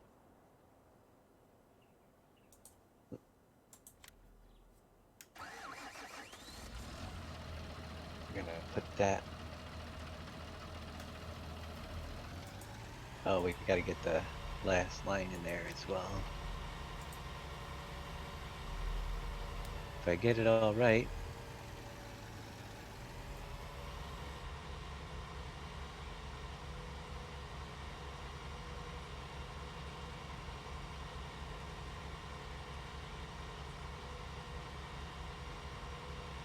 That one needs our sounds. Fox Audio open store.ogg file. I'm gonna go fs19 underscore PV8SSE. That should get that from the PV assets file. Let's test the doors and see if all my nodes are right. Did I change the textures on the grass? All I did was change the texture. I added seasonal textures to the grass. So it changes with the seasons. And that's probably what the summer texture is, the original texture if you're playing with seasons. The rest of them have changed based on what season you're in. So that might be what you're noticing. Yeah, yeah, so you will find out that, hey there, Mr. Papa Bear. When you're in winter or autumn or spring, there are different texture sets now if you're playing with seasons for the grass, for the bushes, and for the decorative foliage that's on the map, like in the forest, under brush and stuff like that. Good morning, Greece. That's a little ways away. Barrel 35. It's morning in Greece. It's 9 p.m. here in New York, USA. 2 thumbs up. All right. Thanks, Tissel. Yeah. I kind of was like tired of playing and seeing bright green grass in the middle of the winter when I was playing seasons. So decided to put the seasons textures in both, and I did them for both maps, so I like it. Which one are we working? Frito-Lay. And it's the big one. We gotta spin it. Spin it to place it. All right.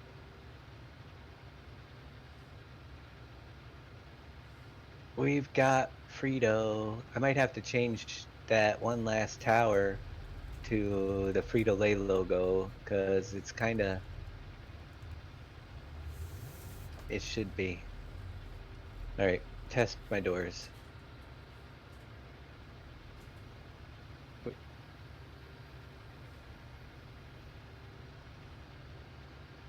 Now we can get in.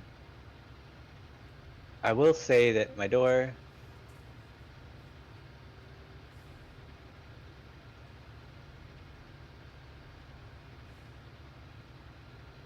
Okay, that works all right.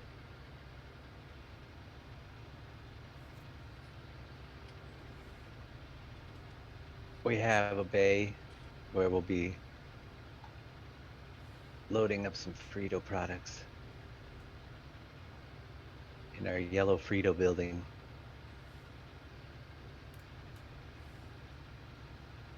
Definitely enough garage space. The doors are working.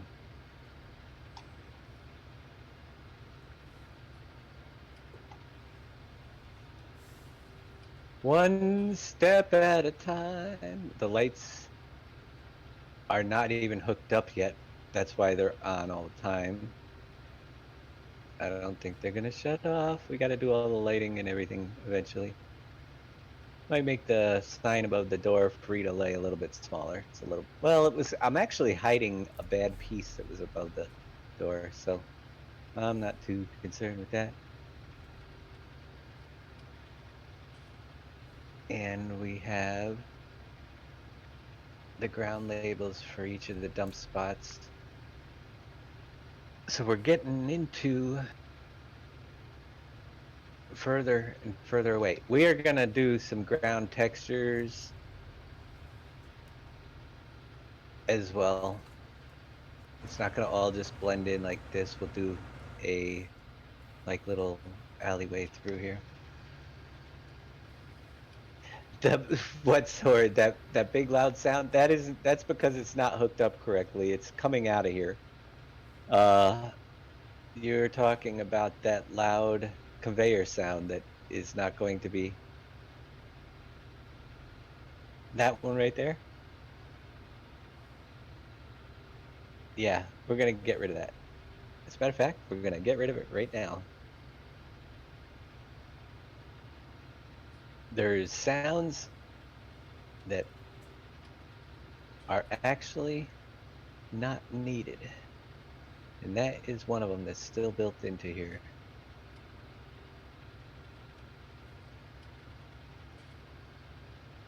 Audio source. You can see there's quite a few sounds. That's the one. Doc Holiday, how you doing? We're getting rid of the belt sounds right here. We're gonna keep some of the fan sounds. All right, belts are out. Fans are in. There are fans. They will spin. That's why those boxes are below each of the fans. You'll hear some fan noises, but we don't want that loud one. You're right. Oh, get rid of that belt one too.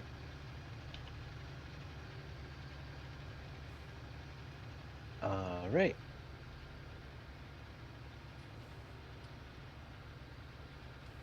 I'm doing all right.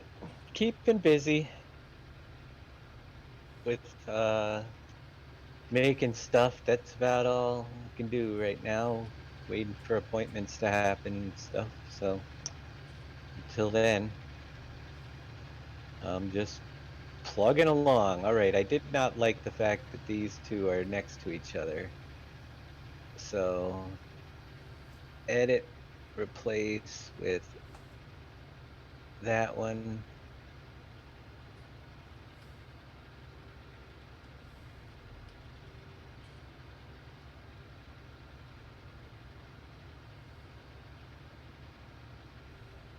There.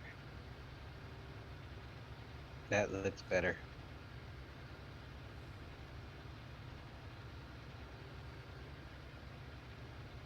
Boop, boop, boop, boop, boo. All right, let's go and work some of the XML magic for the factory stuff. Oh, we got to make this whole thing buildable. So I am actually going to have to bring in a buildable. We're going to bring in the buildable fencing and make it stretch from, well, we'll grab the Heinz factory because that has a nice big starting area. And all those wonderful starting products. That did take a long time to show up. What do we got for a delay? 210, 20, about 5-second delay, it looks like on my end. So the build group. Right here, we have the build group. We gotta have the blanks in there. So that's my invisibility group. We're gonna export that into my Frito factory.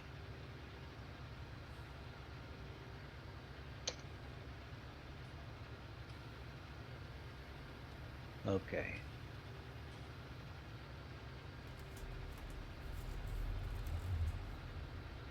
Import it.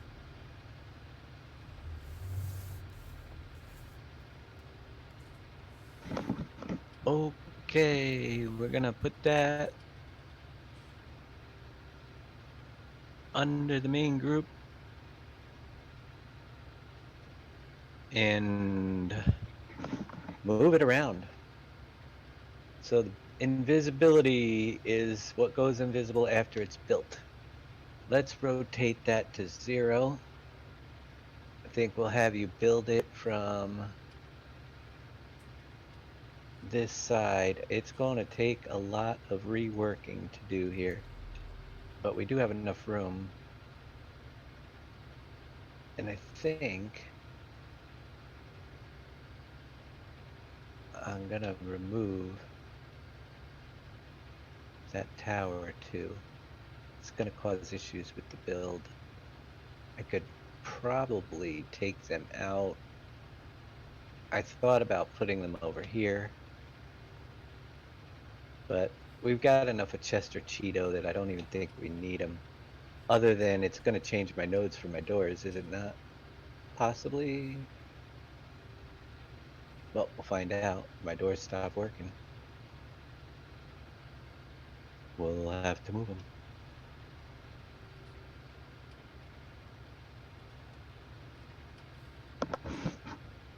That's all there is to it. So, I'm gonna start this. I definitely want that part on this side a long way. We're gonna have to build our fence around the factory though to keep you guys from messing with it. So we'll come down, grab the fencing, start it over here. We're gonna have to pretty much redo it all, I think, so.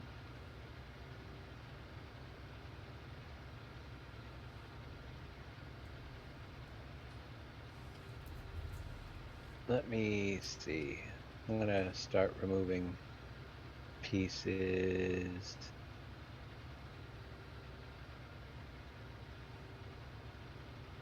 Take those out.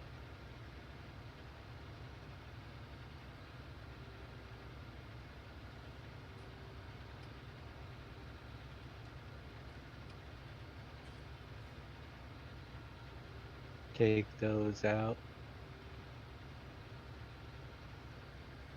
There's still some in there that I don't want.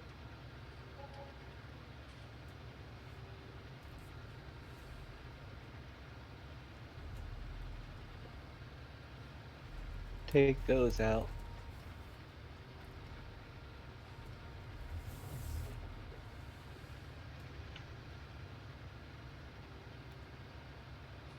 Okay.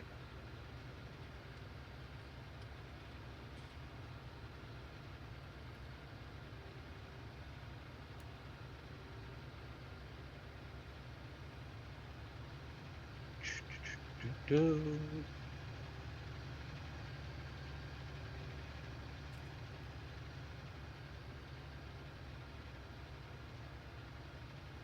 Make sure I have enough room to get around it. That'll work. All right, so let's see, where are we? 138. What direction are we moving?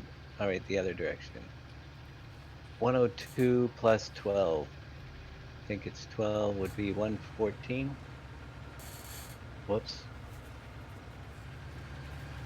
Yep. Got to keep adding 12s.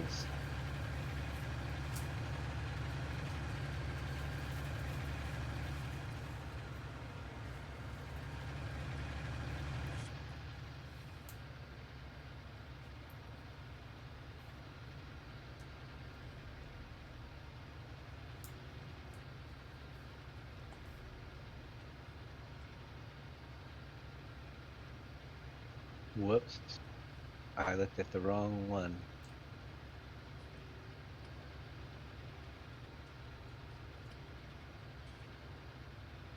$174.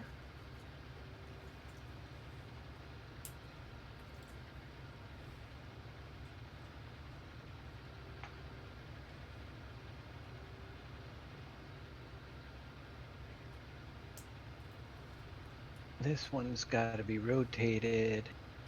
Oops, wrong axis.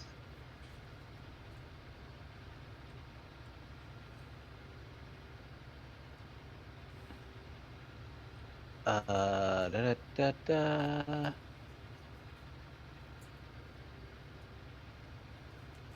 Minus 90.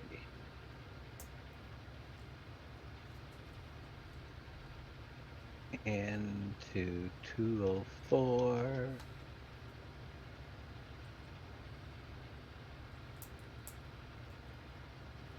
$144.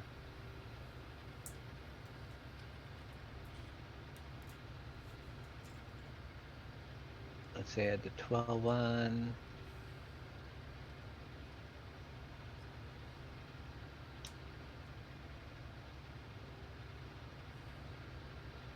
$150. See if we can get this around this thing.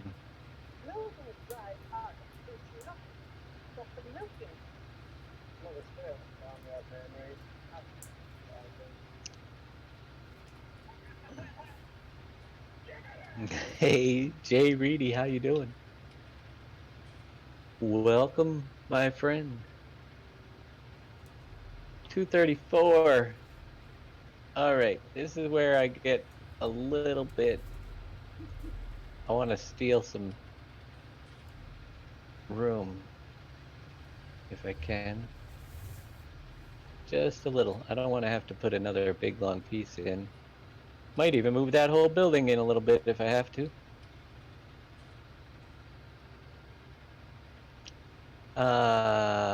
Da-da-da.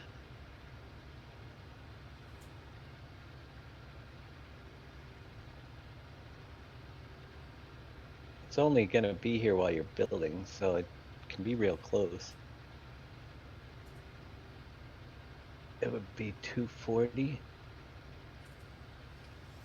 by 144. Yeah, it's gonna work.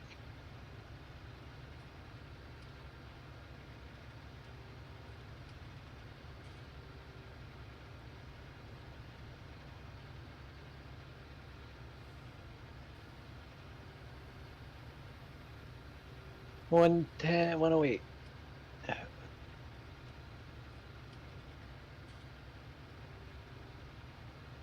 96.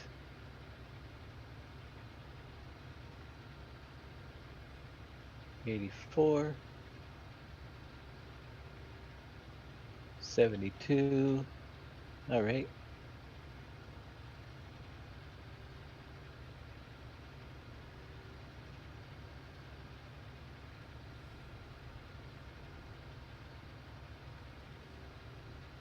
That one goes to 234. that one goes to 66.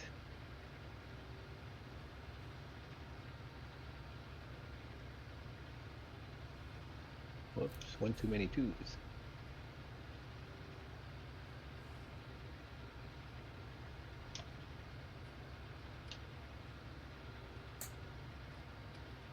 $210, 200, 198.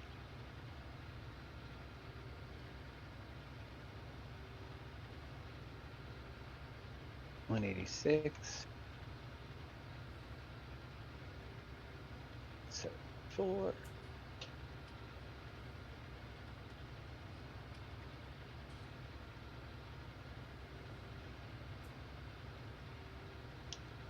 Whoops.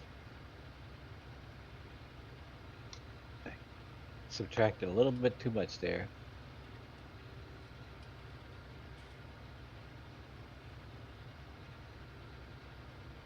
Get this thing so everybody can build it. I know how much you guys love to build things. Very good, Jay Reedy. I know, although some of you don't. That is 102, 92, 90.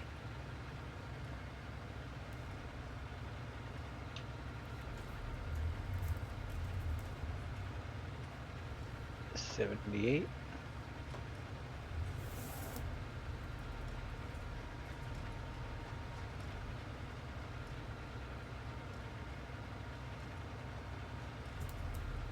Now we can go back the other way. Rotation 9, oh, minus 90.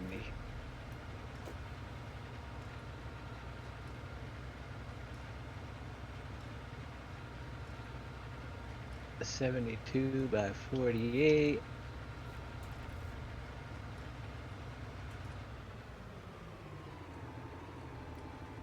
$84. 96.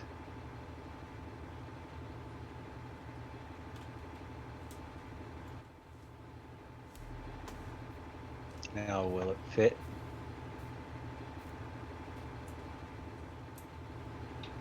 Or are we gonna have a stylo clipping through it?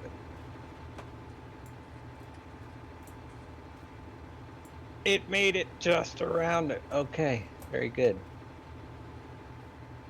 Now I can take the rest of this group, which is the input trigger part, and move that a little bit further onto the property. Get my little display box, which will be the trigger for the building, and move that back there. Well, we've got lots of building product.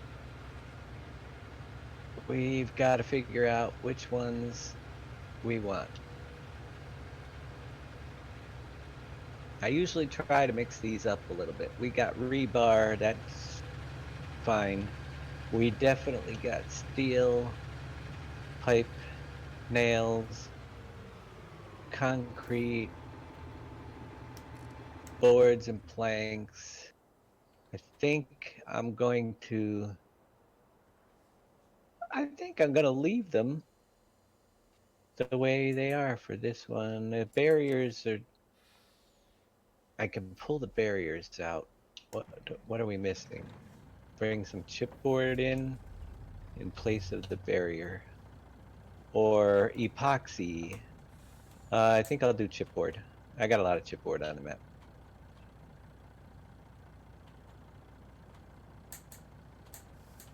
So we'll switch barrier to chipboard this time around.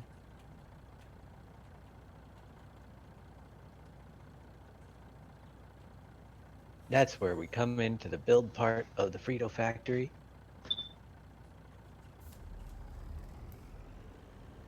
And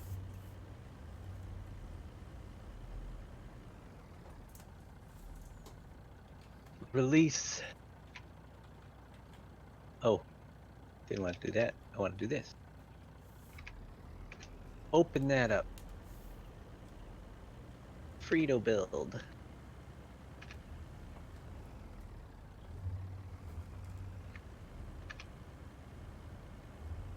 We're gonna replace everything that says Heinz Factory with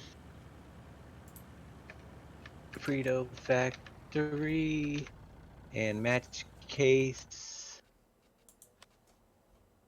Replace all 32 occurrences replaced. I'm gonna come over, here, let's close all to the left. So I don't have so many things open. Cause I'm gonna open up the L10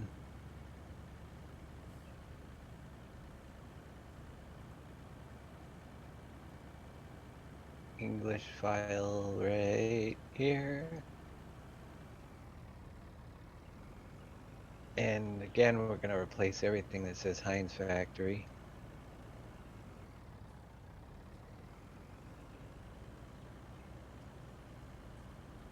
With Frito Factory. Now these will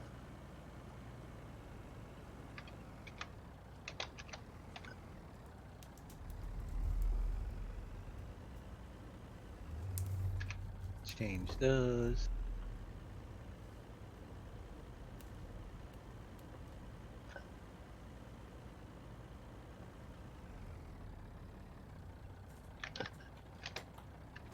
That'll work for now. Alright, we got concrete board, steel drywall, pipe, plank, paver's nail, chipboard is going in place of the barrier. Everything else will be okay for now.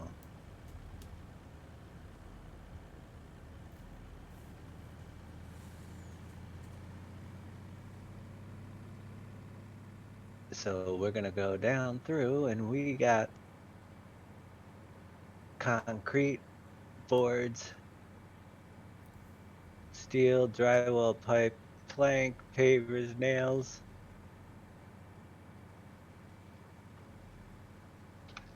chipboard,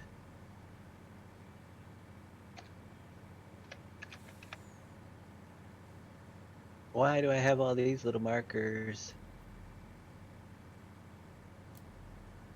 They're gonna be messing me up.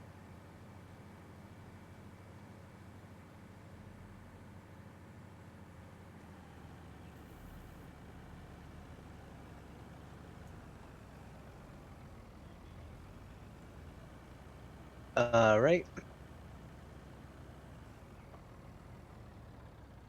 Register output OP project. Okay.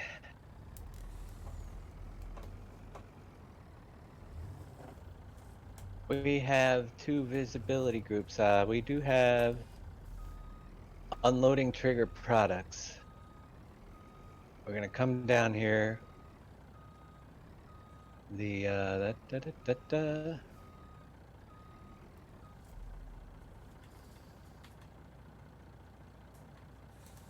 back up to the top. Unloading trigger products, exact fill root node, and the bail trigger node.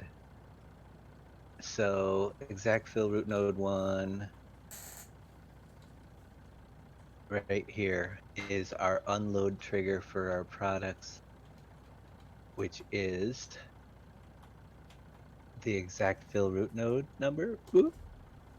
Copy that one for the exact fill root node.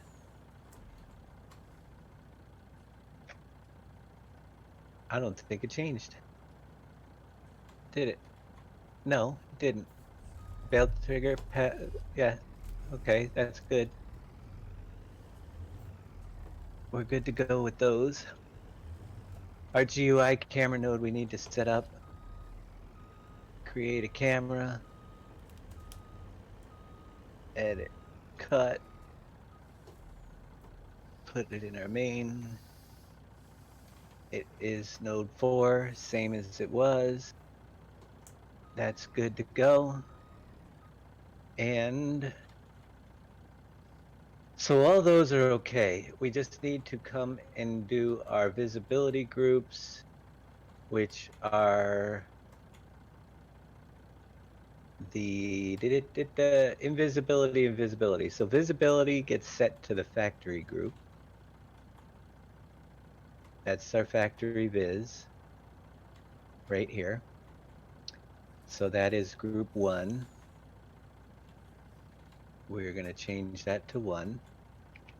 And our invisibility is this part, which is going to be our 3, which it already is. This is our product line for creating it. And our player trigger is already set. That should be good. That is the build process of this factory. If I shut this off, the rest of this junk, I gotta make sure my production factories label is opened up. The end tag for the factory. Okay. I think, okay, and then there's one last thing.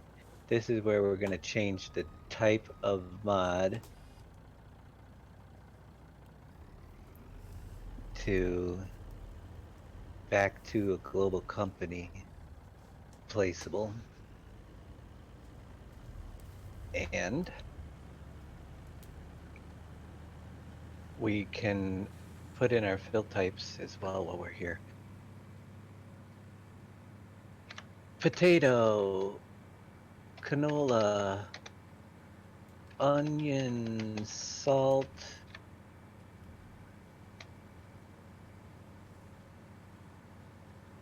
cheese, sour cream, butter.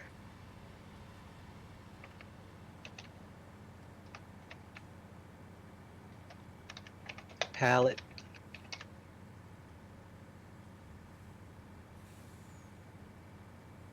I'm just checking my list.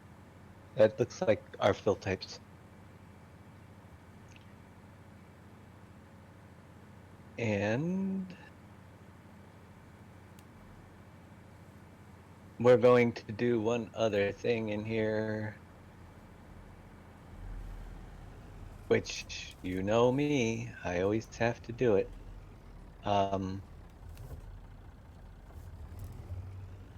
I always have to cheat to find out what the line of code is, but we're gonna go back to something that allows me to buy the products, which is usually I go to a sawmill or something. I need to figure out exactly what that line is, which will be coming out, but this is for testing. So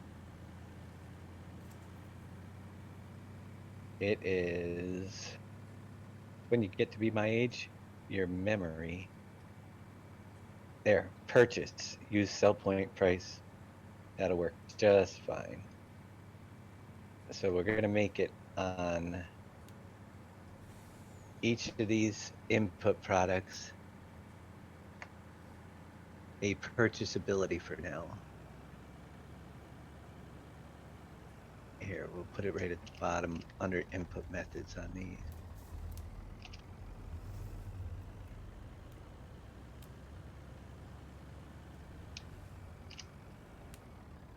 Use sell point price wood chips.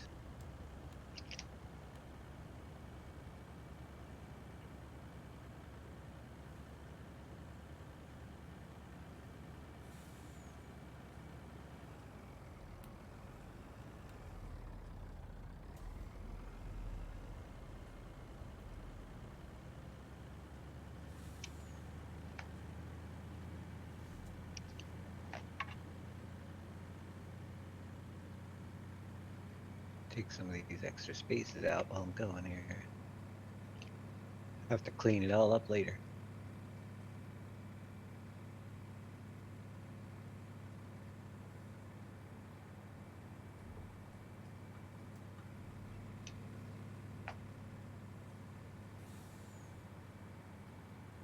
Okay. That, if I didn't mess anything up, should help me place a factory. Underdarks, how you doing? Should be able to now build it. I have no idea what this is going to look like building. It's going to be interesting, but it will, if all works well, be buildable. Uh-oh. Okay. Continue. Let's turn off seasons.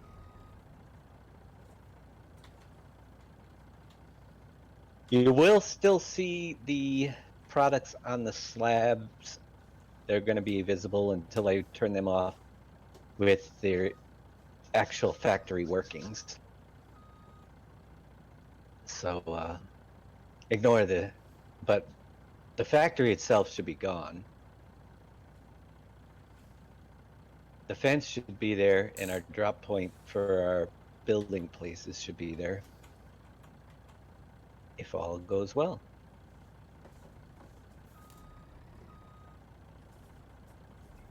And if not, we have an XML error, which I kind of do that almost every time, so we'll figure it out.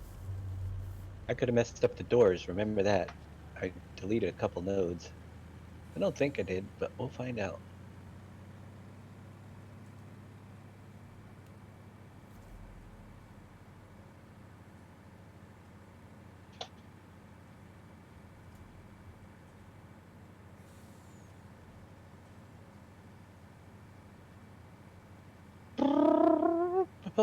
Let's spin this baby around.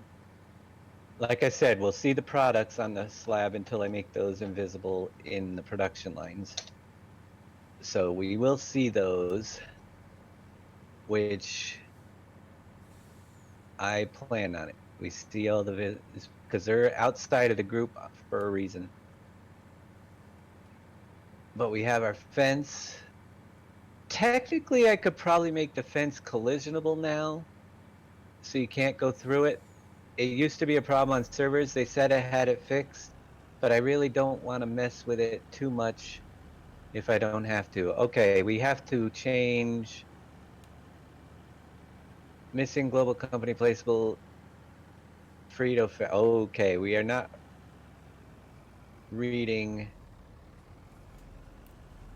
something in there. I got to figure out what's going on with that. Let's save this though, so I don't have to place it again. It's not reading my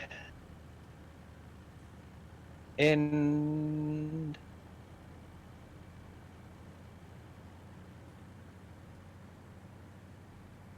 Because it's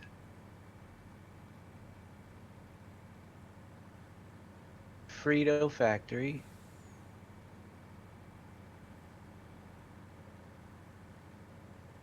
Frito factory, factory name Frito-Lay. It's not pulling these because I did something wrong.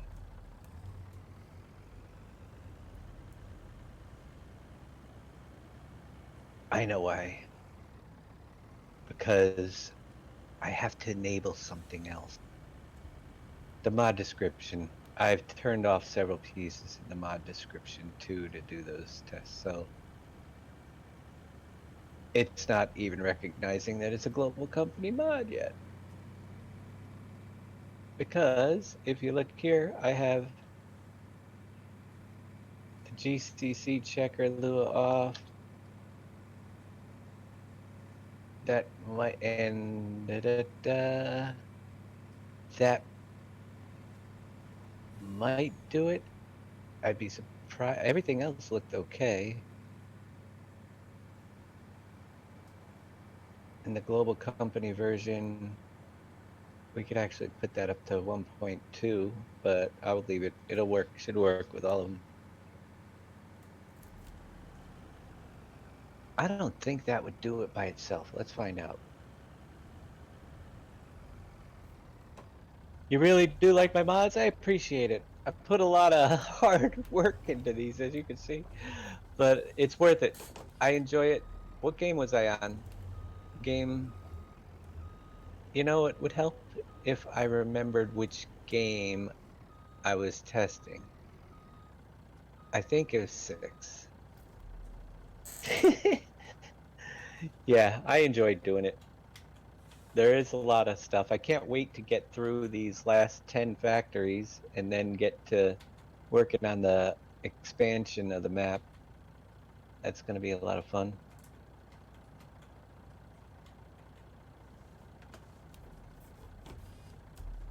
I've got some good ideas for that, and just having the extra landscape is going to be nice.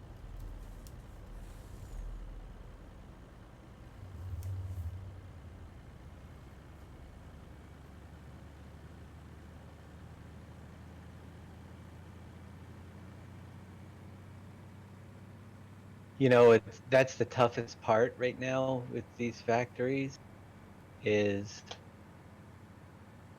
it's to a point, this part, setting up the XML files and stuff, gets to be quite repetitive. That's all it was. Okay, so let's buy our products. I just had the global company stuff turned off in the mod description.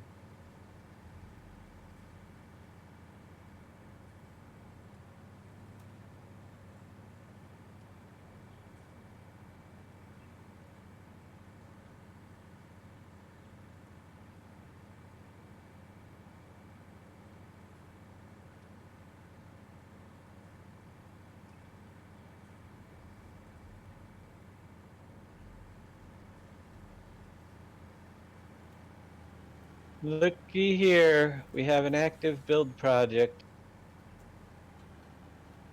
It's a pretty big one. I'll step back and fast forward time. And you're gonna see silos come in as it builds.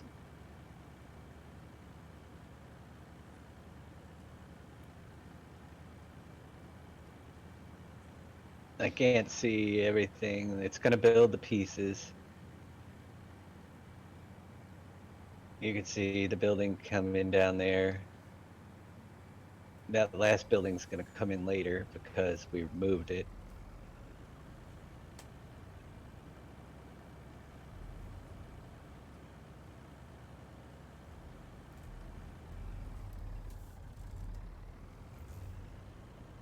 It's probably gonna be doing the ground labels. Basically, the pieces come in where I built them. See, the ground labels are coming in now.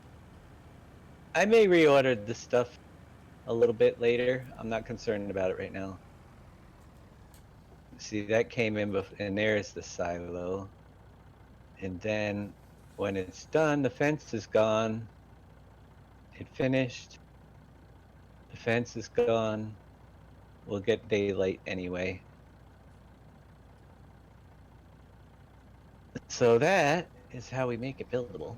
Now we just got to make it work. I just want to go down and check out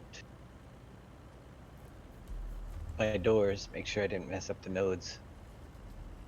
I want to move that Frito-Lay thing out just a little bit, or put it in a frame because it's kind of flashing a little bit. My door is missing. Where'd my door go? Now you can hear the fans though back here.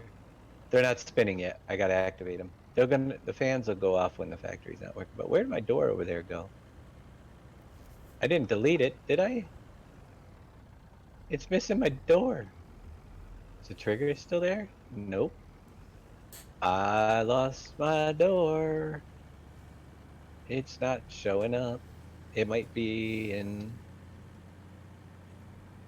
Those are working. It's kind of weird that the door ain't there. We'll figure that out. Let me save this.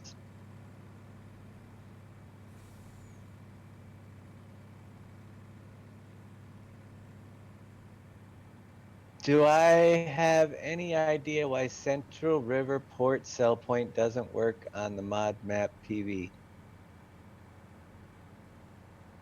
I have no idea why it wouldn't be working on yours. You do have 130 mods or so. Do you have other mods that have are adding additional fill types? Because you can't use those mods types with this map. It'll put you over the limit and cause things not to work. We don't need doors. I need doors. It was there. Where is it now? I deleted the door somehow? Where did I put my door?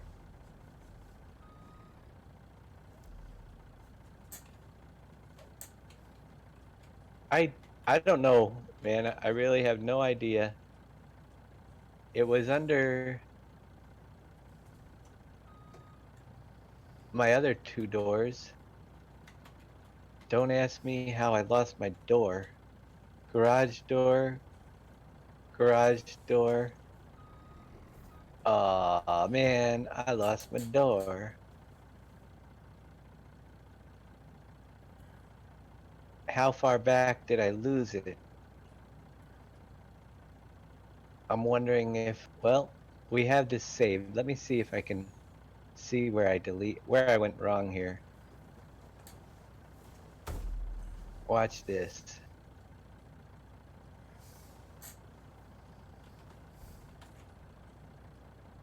Undo, undo, undo, undo. Wait for my door to appear. It was there. I don't know if I can go back enough steps or not. There's a lot of stuff that's going to be changing while I'm doing this. Defense is what a big part of it is. But I have an idea if I can get the door to be back there. I could always grab it from another thing and re-link it, but man, it was there. What happened to it? I must have deleted it a long time ago. Before we even worked on, oh, yeah, it's long gone. Let's go save that, exit that, reload it, and go find a door. Da da da da.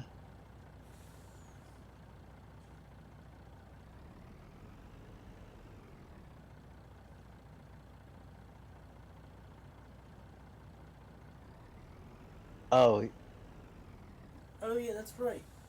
I can't remember. I haven't played there so long. Central So River is the transfer station. Central Station is a transfer station. Yeah, Central River Port. The main Central Station is. That's the one But that's connected to. that's where all the railroads come in. Central Yeah. Station. And then it can transfer to the barges. Right. Yeah. Let's go back to my glue factory. It is not a sell point. There is central. There's a port just north of there that is a sell point. I don't remember what it's called. Hold on, wait, check. I'm on Industries now. Central River Port is what it's called. That's the sell point. All right. Here, let me grab my door. Don't know how I lost my door, but Central River Port. we're gonna export it.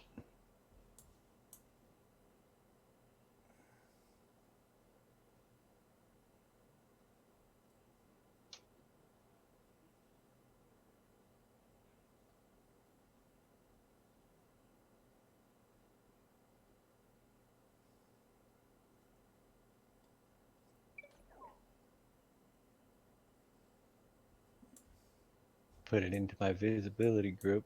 We're just gonna have to change the node it's at. No, doesn't go there. It goes into this one. There. Ta-da! Doors are back. Now I just gotta change the node on that door. Don't ask me. It is 113,771.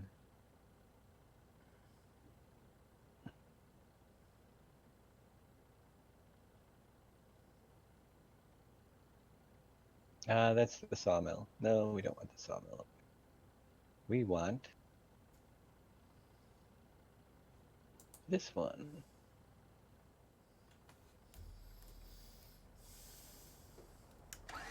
113,771 now. So I moved it down the list. Oops, 197s.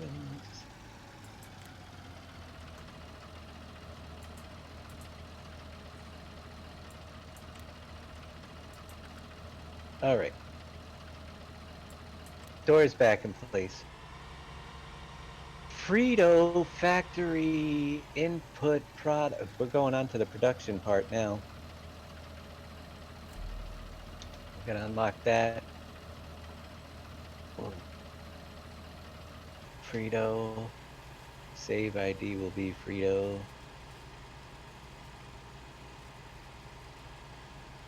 We've got that operation. That's good. Unloading triggers. Oh, we're gonna have some unloading triggers. We are gonna have more than just one, so let's get them. And that's what's the beauty of making them buildable too. You come over here, we have these here. I'm gonna copy those, create a transform group, edit, paste.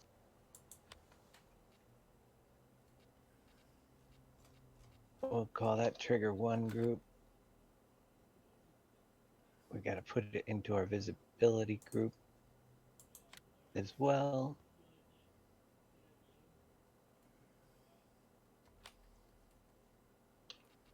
And we're gonna set up our unloading triggers. We'll have to scale the heck out of this.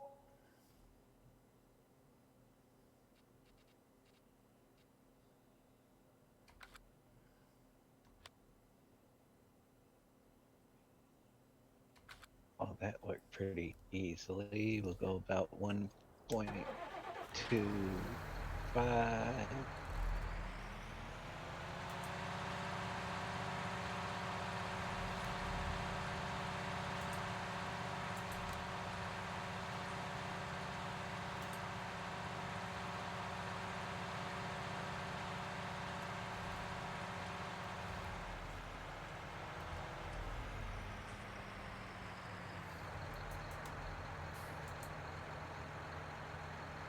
That's pretty good. So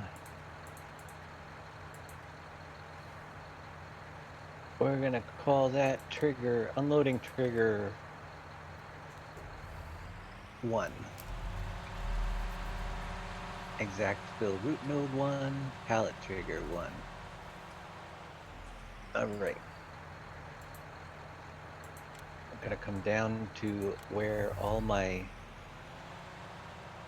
nodes are here for high 3D mappings.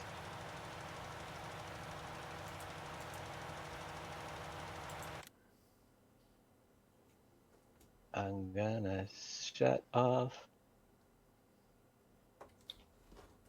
them, leave my i3D mapping endpoints.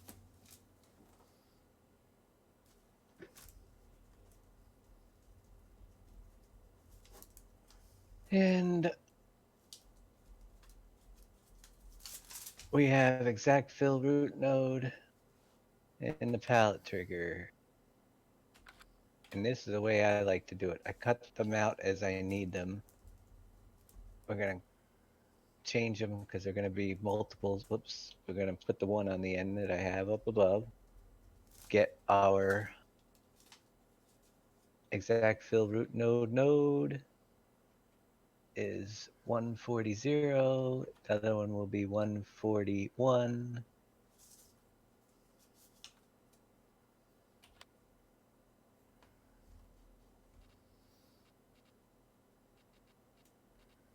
First one set. Let me collapse the building part. That's already done. Boop. Okay. We're gonna make another one.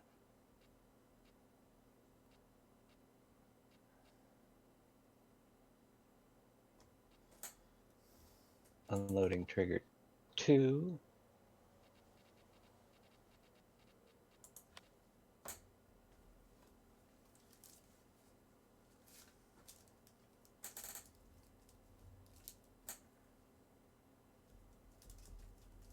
Move that one in place.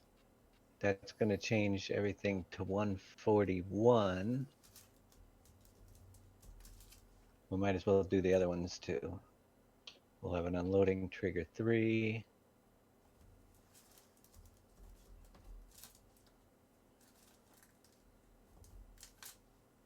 And unloading trigger 4.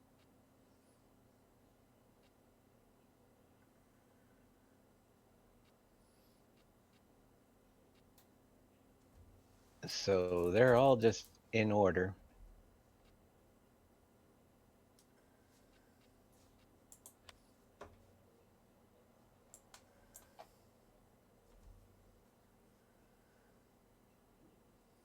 Three, 3. Whoops. No. 3. This is 4s. 4. 4. And 4. Down to the bottom where we have it open.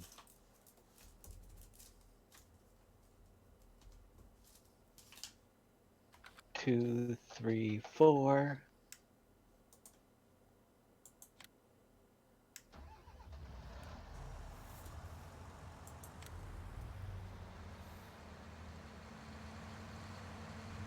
That goes to 141,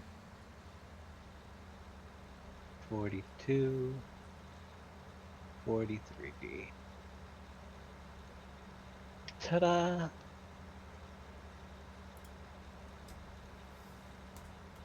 For playing PV Industries, what other mods do you need to download other than the map? Pretty much everything that's on my site would be a big help. That's where all the placeables are to work. The maps are pretty empty. All the placeables are on the PV Mods website that can be used with it. And we're creating another one right now. Right. So we've got our unloading triggers set up for all our products. That's a good thing. We're gonna go to move on down the list. That's the way I work it. I have my template from a previous factory. We've got our input method. All right, so we're on to first input product. Let's start with IP potato. Capacity, yeah, 500,000 will be good. Input 12. We're gonna come over here, find input 12. We're gonna change that to potato.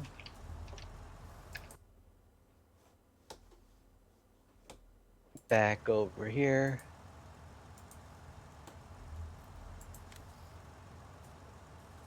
Potato. Input methods for potato. We got to figure out which one potatoes go under. Potatoes go under 1, right? Unloading trigger 1. So input method is unloading trigger 1. Digital displays, we'll keep them off. We can open up the end tag. That's our first input product. Input product number 2. We've got canola, IP canola. Again, we're gonna make actually like that number for that one too. Input number 13.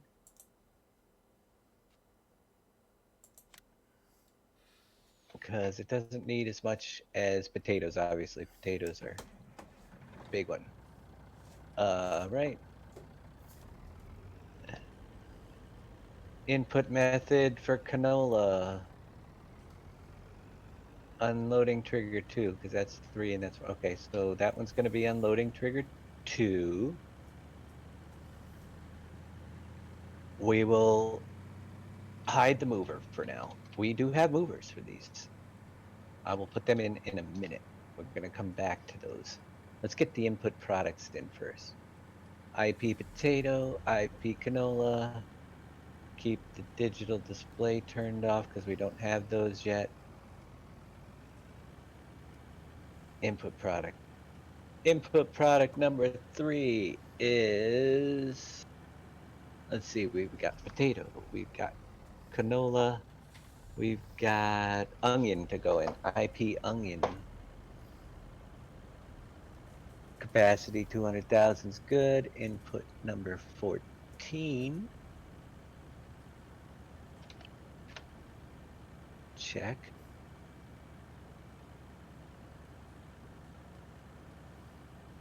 Name onion.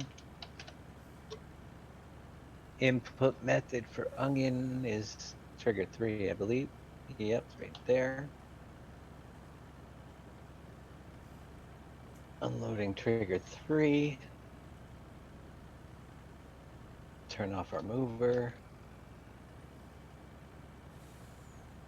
Till later. Digital displays off. We need to have the end tag for onion. Let's move on to IP salt. We'll give you a 500,000 on salt. This says it's input 23, which is fine. It's one of the, this one here will change to salt.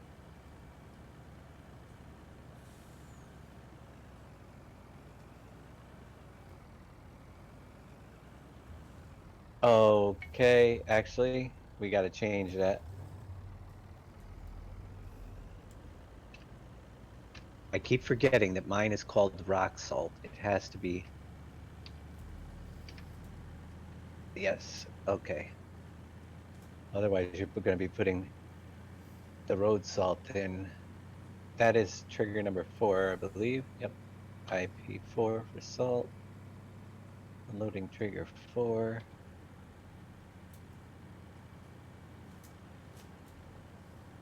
Turn off the mover for now.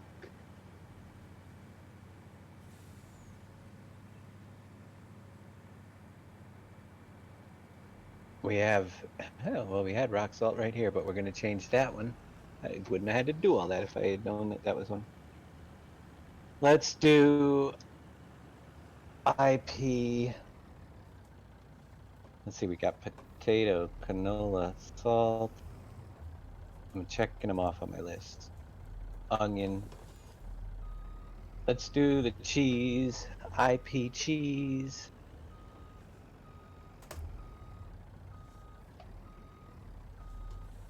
Capacity on cheese is going to be, how many pallets do we got? 3, 6, 9, 12, 15, 24,000 cheese for visible. Input 15.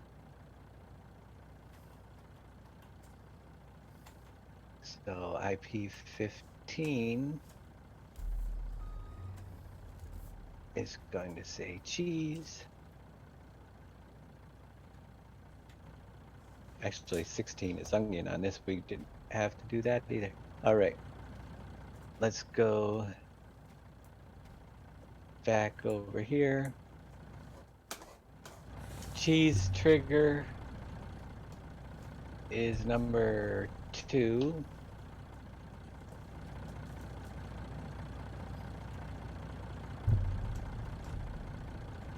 Digital displays off. Check. Next one. Sour cream. Sour cream. Sour cream. Which has the same capacity as the cheese.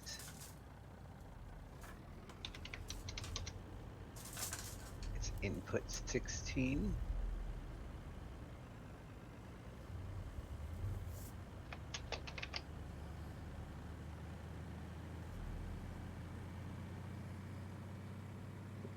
Unloading trigger for sour cream is 1, 2, whoops, 1? Yeah, 1. Okay. Unloading trigger 1. Turn off the mover, because we're not going to have a mover actually on that one, but we will have movers. We're going to put those on in a minute after we test everything else. Digital display, end tag activated. IP butter. The butter changes the capacity. We don't have a lot of butter. We have butter 1, 2, 3, 4, 5, 6, 7, 8, and 11, 12, 18,000 butter.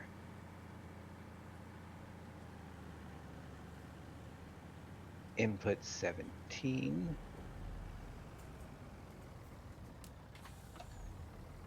It says butter.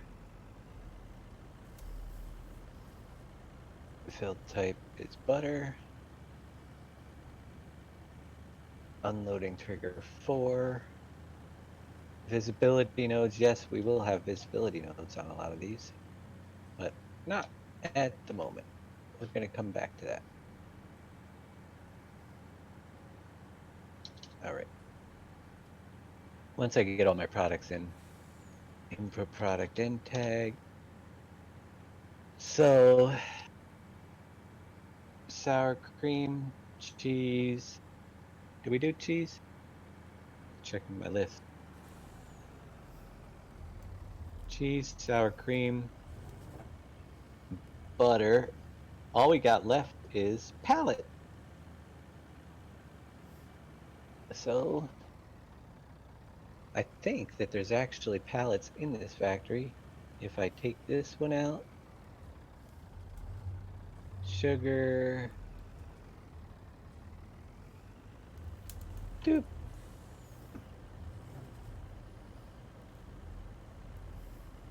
IP pallet capacity. Let's get our capacity on pallet, and it is going to be input 20. It'll already be set. So we are not going to need those 2 lines or those 2 lines. That's our input products. Pallet capacity. 1, 2, 3, 4, 5, 6. 14. 22,000 pallets in the factory.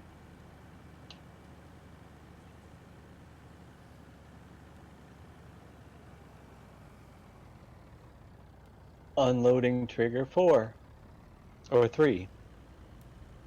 3, right? Yes, 3. Unloading trigger 3.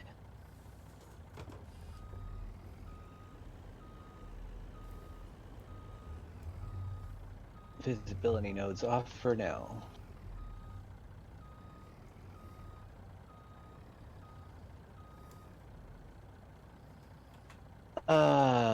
The input product end tag. Get rid of vinegar. Get rid of egg. Register input products. Open. Boop. Boop. Register output products. We have OP Classic.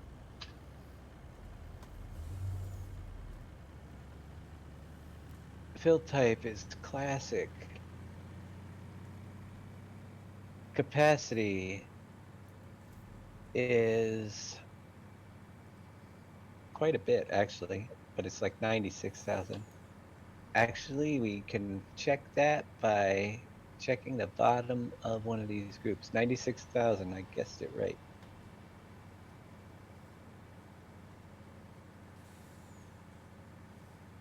For each of them. Visibility nodes. Well, we might as well set them up too for classic. We might as well do that one right now. We're gonna go back and do the other one soon anyway. Visibility node is 2.0.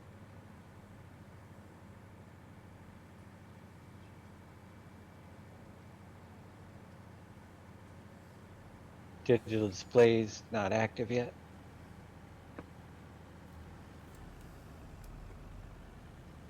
Output methods not ready yet. We got to put in our object spawners and all that fun stuff.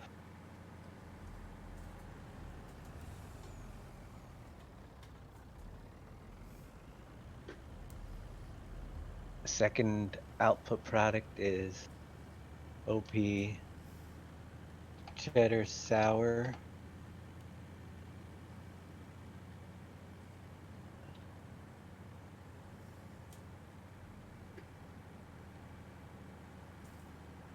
$96,000. Visibility nodes for those is 2.1.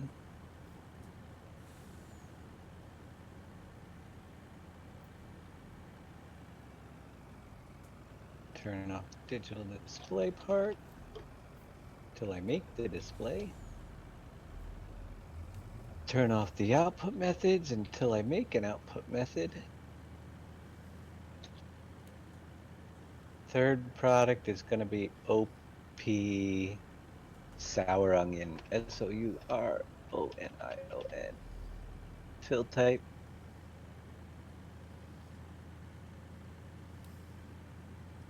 Visibility nodes is going to be 2.2.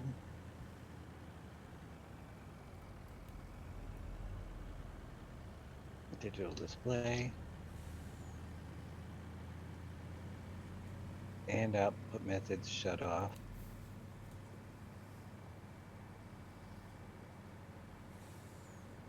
No more output products, so... Oh, we do have output product for trash, which I do have to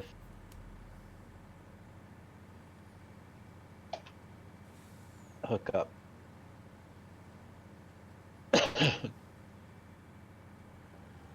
Actually, it's all there. I just got to find the visibility group for trash, and I'm gonna have to move it because it's not where I want it to be, which is an interesting thing. Edit. I'm gonna copy it. I'm wondering.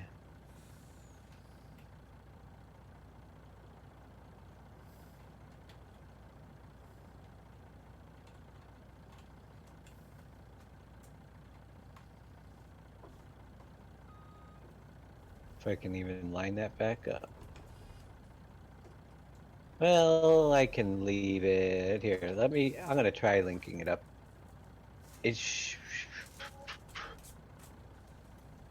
Let's set it to this and see what happens. Garbage viz. Problem here is that you're toggling. This is invisible at the beginning, and I've had problems in the past. I may have to move it later. With it being in the factory and turned invisible.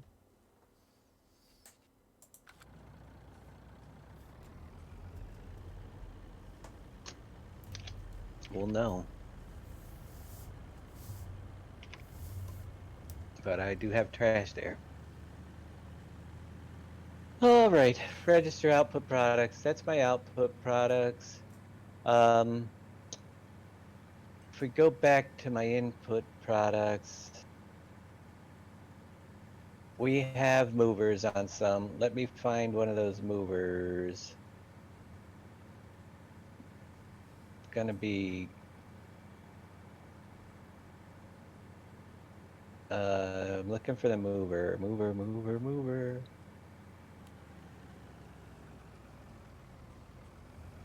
Where did I have the movers?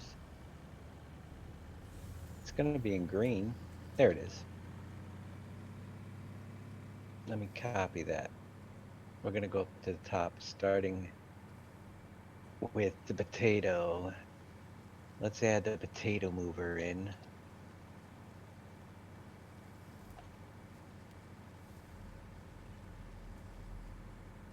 Whoops, one too many things off there. All right, mover node.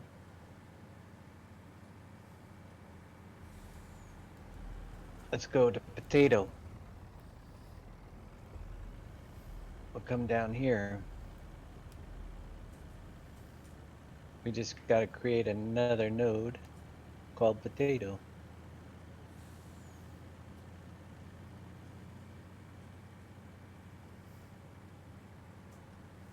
Check. Let's go inside. Find our taters. And set that node to that number right there.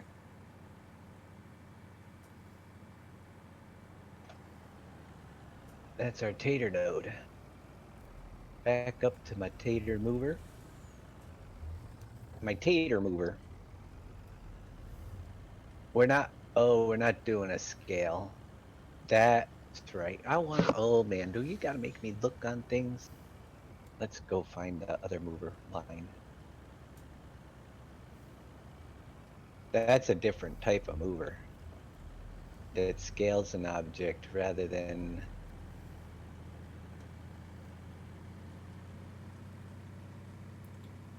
that's what we need right there.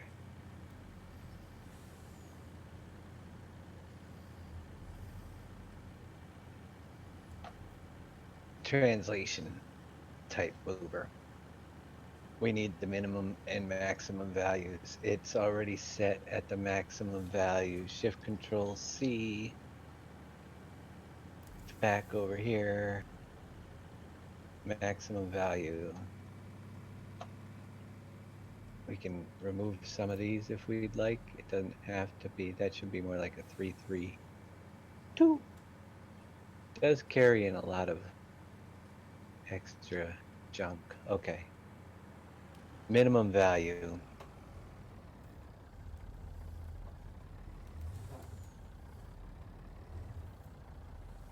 Just underground. Shift Control C. Put it back where it was.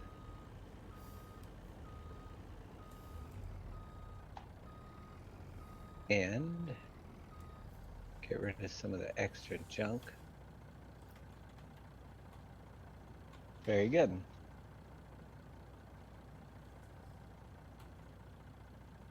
So that's our potato mover. We're gonna move down to the canola mover and add one in there. Actually had one of the bad tags there, it would have messed up anyway. We're gonna rename this one canola.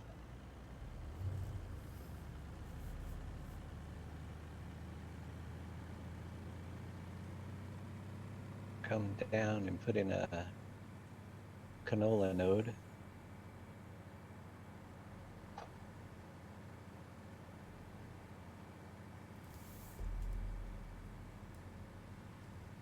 That one is this one.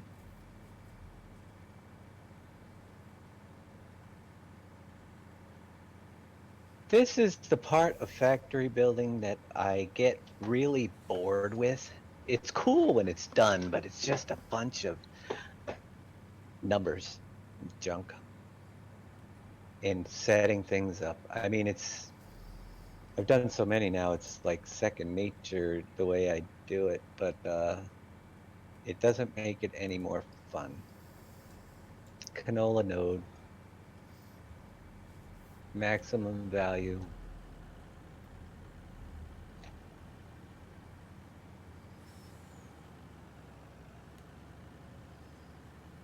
Don't even have to shorten those. Minimum value.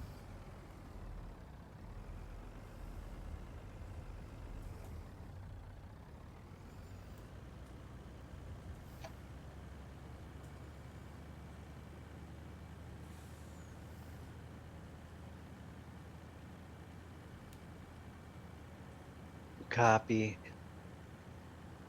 Onion.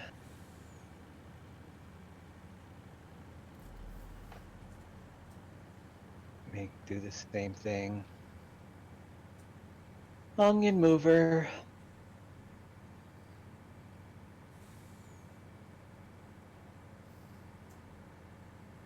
It's just getting all the parts working. Map it.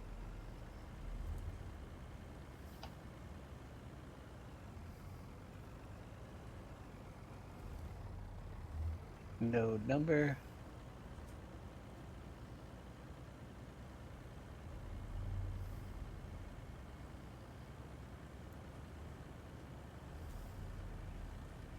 And go back up to my onion.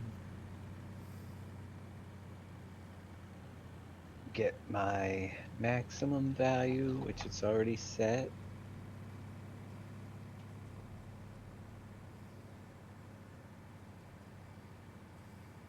And whoops. Get my minimum value. Well, you know what?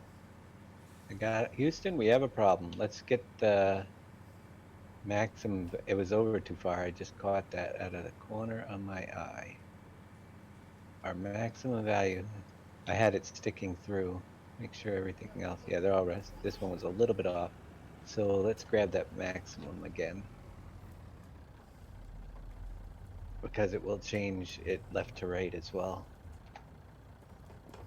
Now we'll get the minimum value for it. Just below the ground.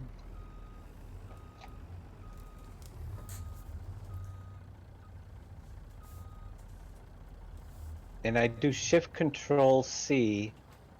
So if anybody's wondering, when I put, if you put your marker in any of the translation and you hit Shift Control C, it will grab all three of those.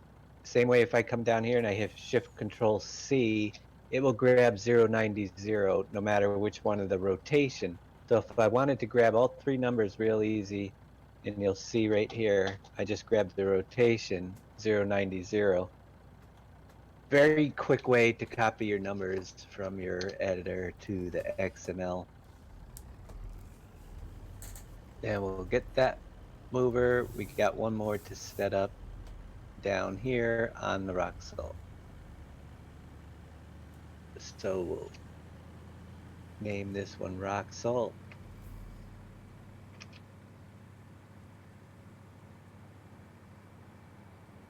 I'm gonna set up the node.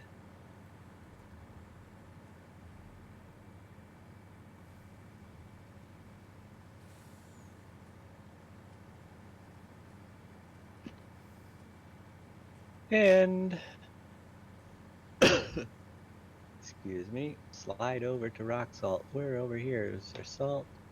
Get that number right there.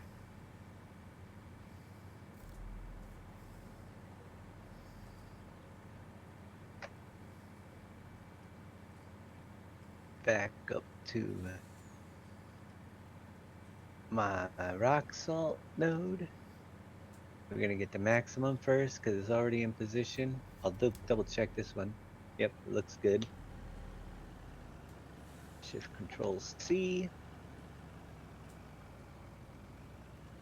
And then Control V. Get my minimum position. Shift Control C, grab it, then I just undo to bring it back to where it was. I like to be able to see stuff when I'm in the editor rather than keeping it hidden. It doesn't really matter where you leave it, but for me, I like to be able to see it. Continuing down our list, we have some, now we're going to get into the visibility nodes. And I'm going to finish setting those up as well. So we'll grab a visibility node and we'll go back up to where we left off. Right after our rock salt, we have cheese input method. We do have visibility node for cheese. And then we just have to go and grab the node for cheese. So out to where our cheese is. Right here. There's our nodes. We can keep that open. We'll be able to get them easier. Cheese 2.5. So that is going to be 2.5.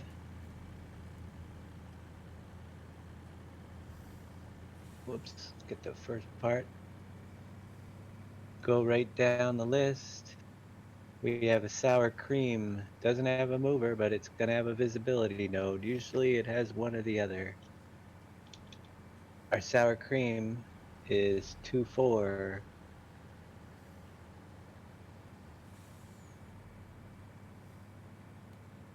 Our butter, well, we'll just post that right in there, is 2.6. Our pallets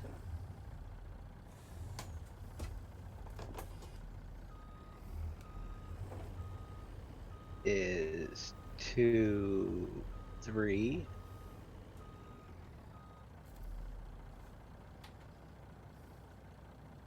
And we already set up the visibility for the potato chips. Yay! Let's save that. I'm going to save that too, just for now, just in case I messed anything up. After that part, we don't have the output methods, but that's okay. We do need to set up our product lines. So we have product lines for product line 2 is going to be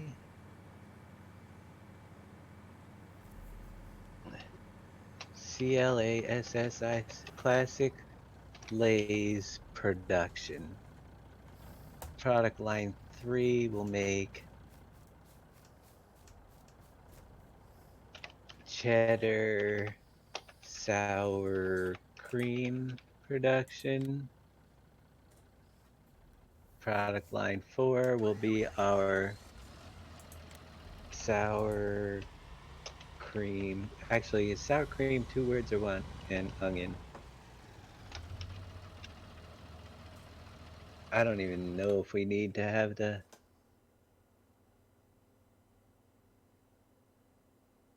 Well, let's see. Is it on... What is it on the potato chip bags? Was it one word? Or it's 2. Okay. Sour cream. And... Yep. All right. If that's too long, I'll just take the word production off. We're not going to need those 2. So we got product line 2 is Classic Lay's. Product line 2, what goes into the Classic Lay's? Classic is IP potato, IP canola, IP rock salt, and IP pallet. Now, we are going to give you a 75% on potato. We're just gonna make a little bit of the canola. Salt, yeah, pallet there. I like those numbers for starting. Output product is OP Classic and OP Trash. We'll leave the player trigger to, well, no, I'm not going to leave that yet. We don't have it yet. Let's turn off the operating parts.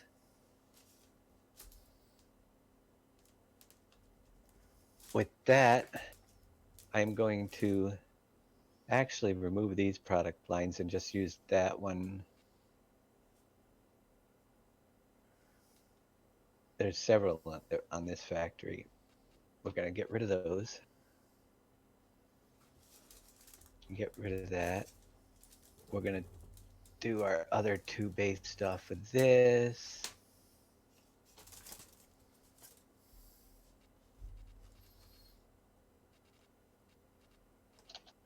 Product line.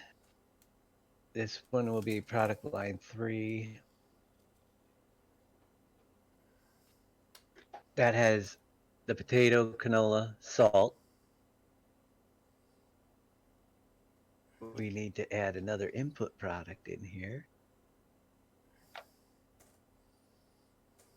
IP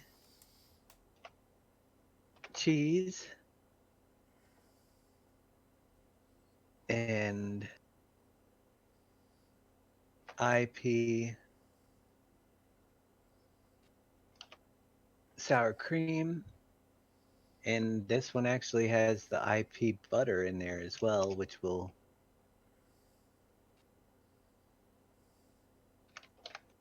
cut down a little bit on the percentage of butter that's needed. Cheese, sour cream, butter. Yes. So that is our product line 3, which is our cheddar and sour cream chips. Now we're going to do the third product, which is product line 4.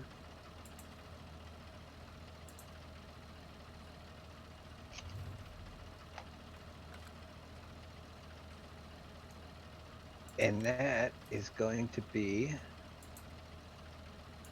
potato, canola, salt, sour cream, onion, and palette. So sour cream, yes. IP onion. We're gonna give you a little bit more onion usage here. Sour cream, onion, no butter on that one. Outputs. Oh, I didn't change the output up above. OP cheddar sour. We need to do that. And this one is OP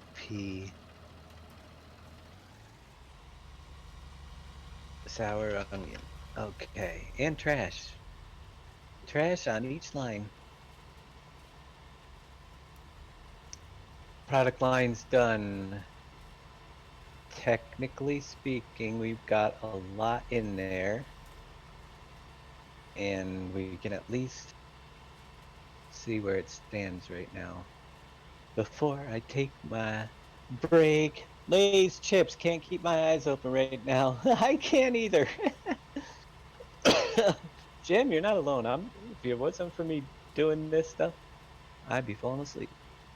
But we're gonna be I should be back. Life is weird right now. If all goes well, we'll be releasing Lay's potato chips tomorrow.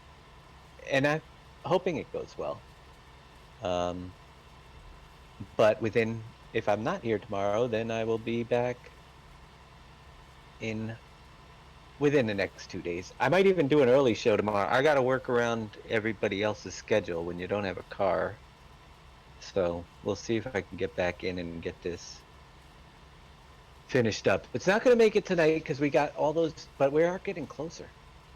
We got digital displays, spawn points. I wanna get new digital displays set up inside.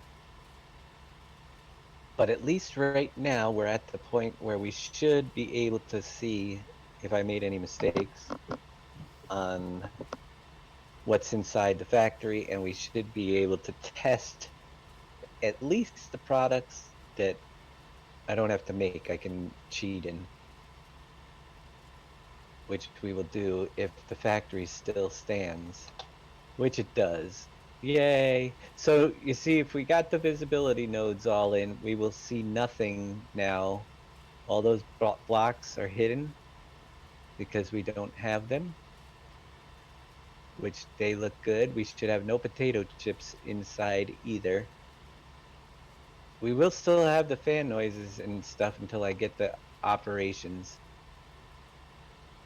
which is fine. But notice my piles are completely gone. So let's go spawn in a vehicle. Purchase. We'll use my cheater truck because it's easy. It's a one-piece deal. And we'll at least be able to,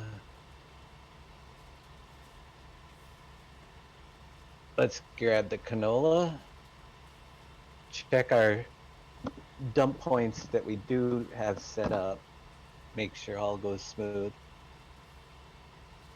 Give me a ride, but I might be a week or two late, right? Canola does not go in there, so we don't get a dump trigger. It does go in here, we get the dump trigger. We'll dump some canola in.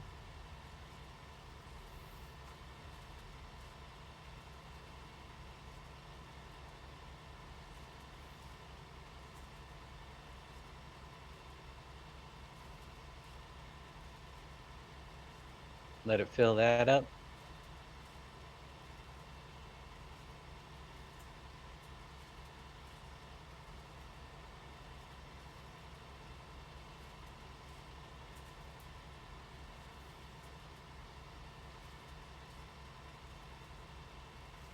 All right, let's go inside to make sure everything looks good.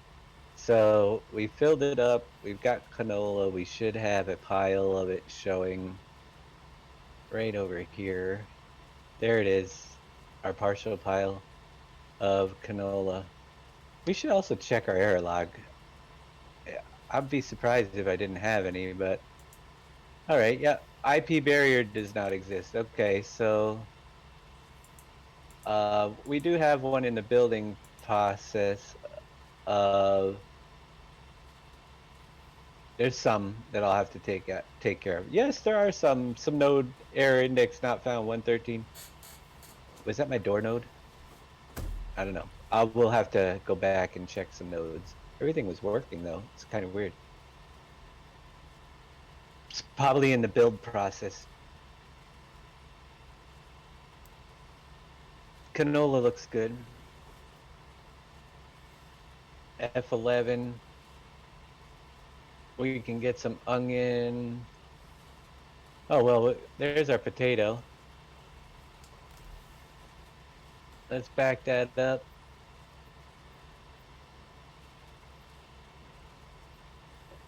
I'll clean up the errors in a minute. And figure out what's going on in there.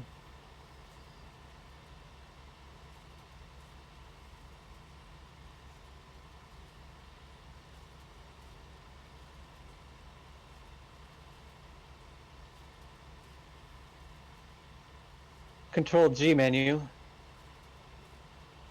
Open. Let's see if everything looks good. Overview. Classic Lay's, cheddar sour, sour cream, and onion production. We have the products. Nothing looking wrong in there. Potato, canola, salt, onion, sour cream pallets. Potato, canola, salt, cheese, sour cream, butter, and pallets. And potato, canola, salt, and pallets. Very good. That one produces classic. That one produces cheddar sour. That one produces sour onion. Potato chips, and they all produce trash, a little bit of trash. So they're looking good.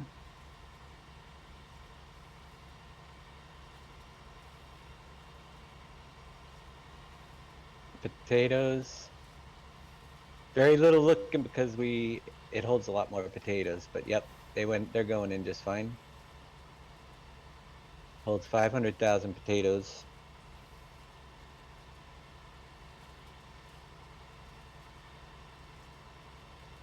Onward to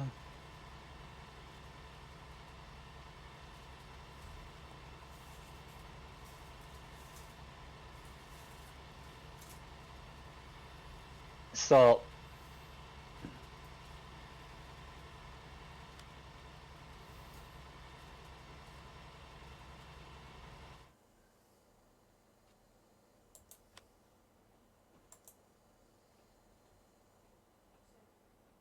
Salt dumping. Somebody got to do a jump scare. Wake him up.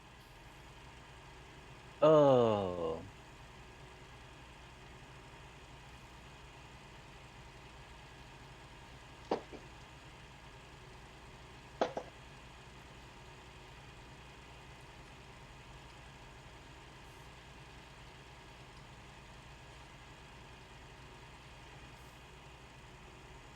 So what I'm going to do with the displays on this one, well, obviously, let me dump which one did we not do? Onion? I think we got to get onion.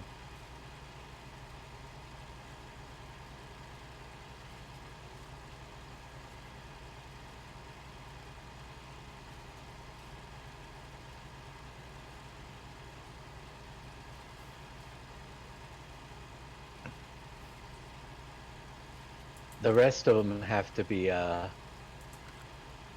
have to bring in a factory to get pallets.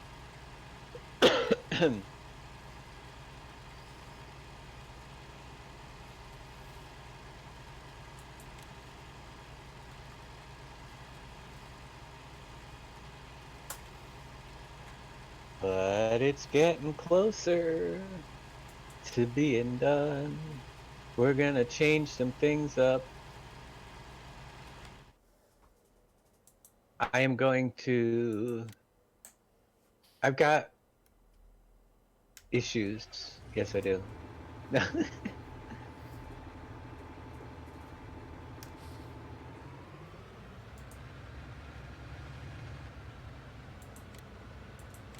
Boom. Let's come inside. Salt should be to the left, a little bit of a pile there. Yep, and our onion should be a bigger pile because there's our onions. Woohoo! Check that out.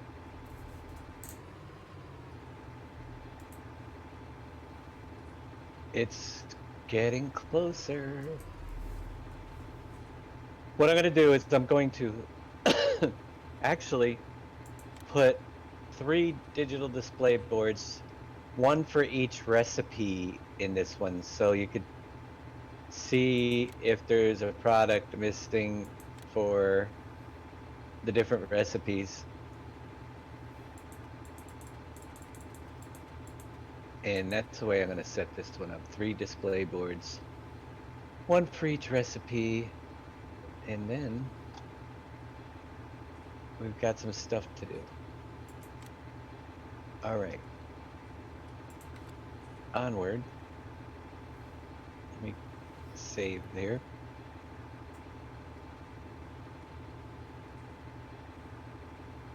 I just saved. I didn't mean to do that again. We have errors. It's amazing how well that worked, even with the errors. So let's see what I got error wrong here. Menu, open log file. Let's go down till we have my errors. Failed to find child 5 from node P cylinder 349. Well, that's very interesting. So it's looking for this right here, 113.714.50.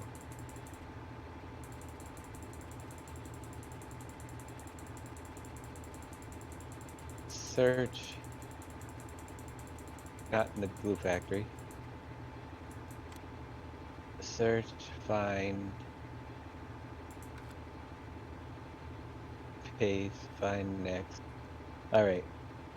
So my garage door 2 is off kilter, probably because of the stupid stuff I deleted.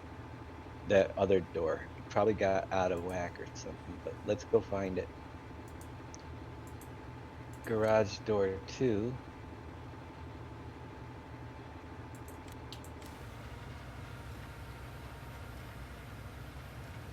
is 113.713. 113.713.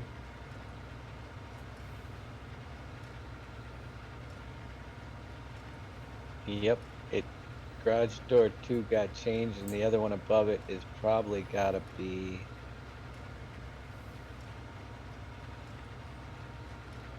712 now. But we'll just check this one out.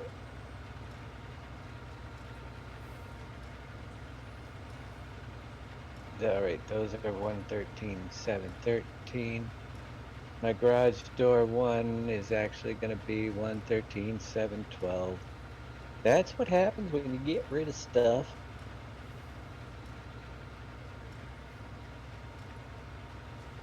Garage door 1 is going to 712.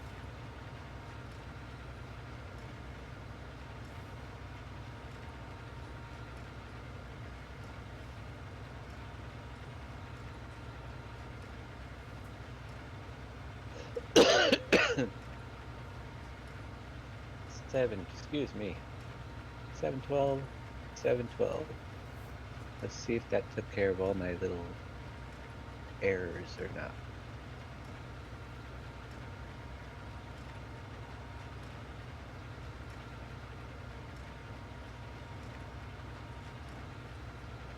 Four, five, six, doo doo.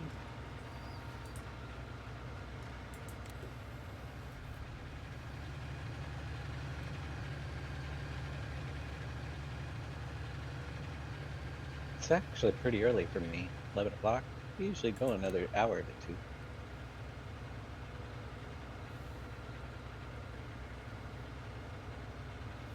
But we'll see where we go. Actually, we started a little early. No, we started at 7. That's right. The normal time, 7 o'clock. Been almost 4 hours uptime.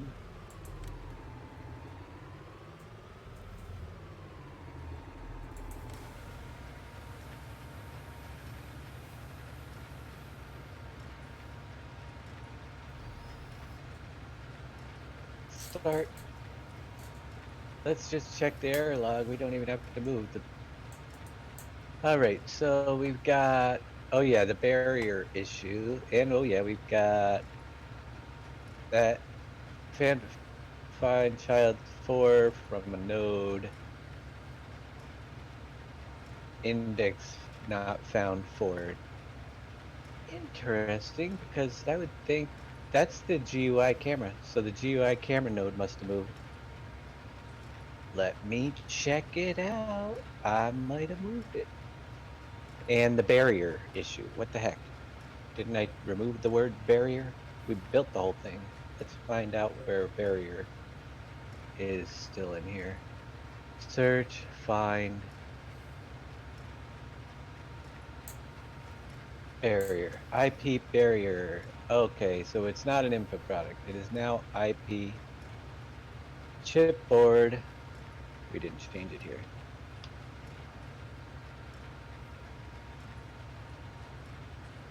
Okay. And our GUI camera is node 4. Why isn't it not node 4 anymore? What did I do? What did I do?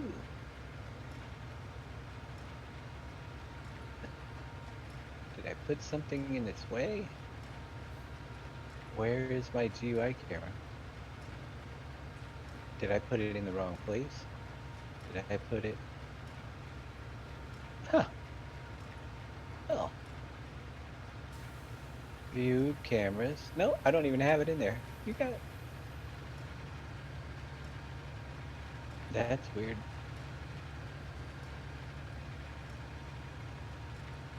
Let's see.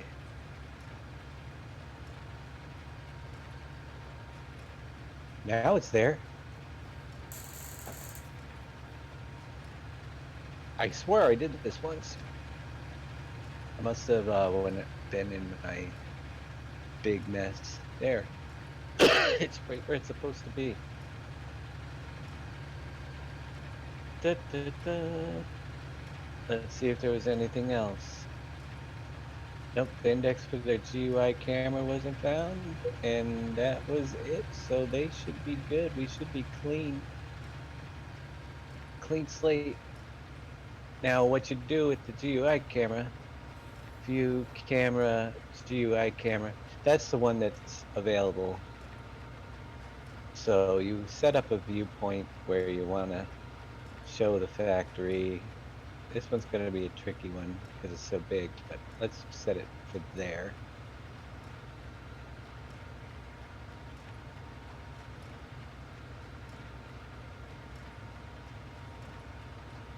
Thank you for the host there, Veldian78. I am doing good. Doing pretty good, Veldian. Working on some factory stuff. Gonna try to get these out as fast as I can, but you can see there's a time. There's definitely some time.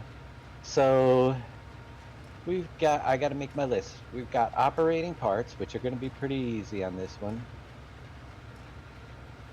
Digital displays. And I'm trying to think of what else needs to be done on, pallet spawning. Spawn points.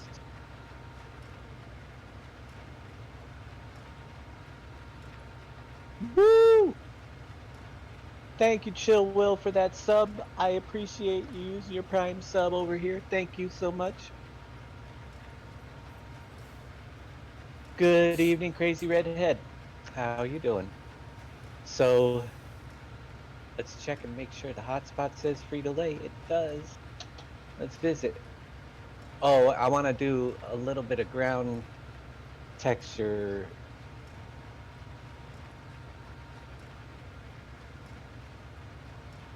We're gonna work the ground textures different in here too. Any those errors shall be gone. Why is the index not found GUI camera still showing up?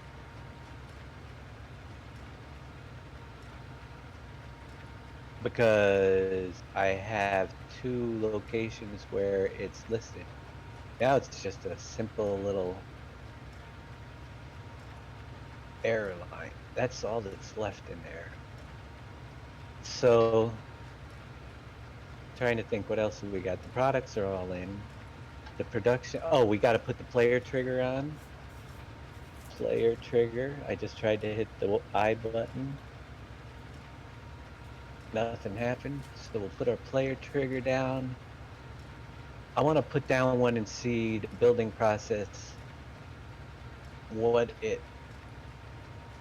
if I'm missing any pieces left behind. So let's put in, the icon. We got to fix the icon. And the name spelling has a capital A, which it shouldn't. And we gotta reset the price. Can I get a second one of these monsters in over here? Maybe, maybe not. Oh, let's go down the other side. There should be room over here. This is a big one. It's a big one.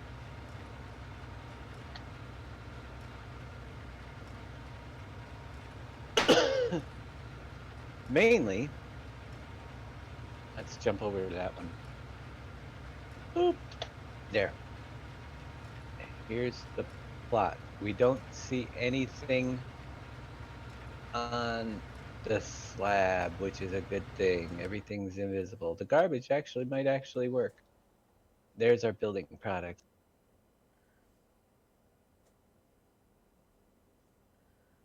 Everything looks good there. It's some monster saviors. I wonder where I'm gonna put this thing. I think I gotta put a field. I'm gonna put this one up in the mountains. Free to lay. Unless you're on industries, then you have plenty of room. But this one's gonna take some space. But it is awesome. So that's it when it's built. We just got one GUI camera node that's a little messed up somewhere. Operating parts to put in, pretty easy here. I'm gonna take my, yeah, this is a huge factory. It's a big one. Clear your spot for it. I'll find a place for it. And let's see. So the GUI camera issue, index not found GUI camera is all we have left. On all these factories, there's the build process. Oh yeah, lighting. I gotta put lighting on the list too. Lighting. Okay. There's the build process that also has its own node group. So here's the Frito build.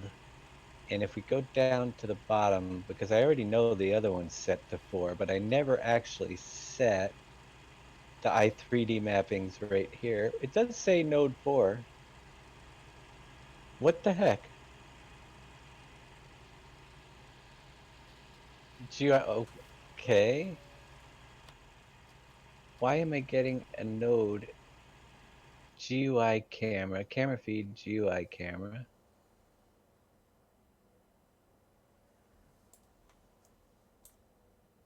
Node equals 4. The bottom one? Oh, can't find it. We never put this out there. That's why. I never put it in the bottom one. GUI camera 4. Okay.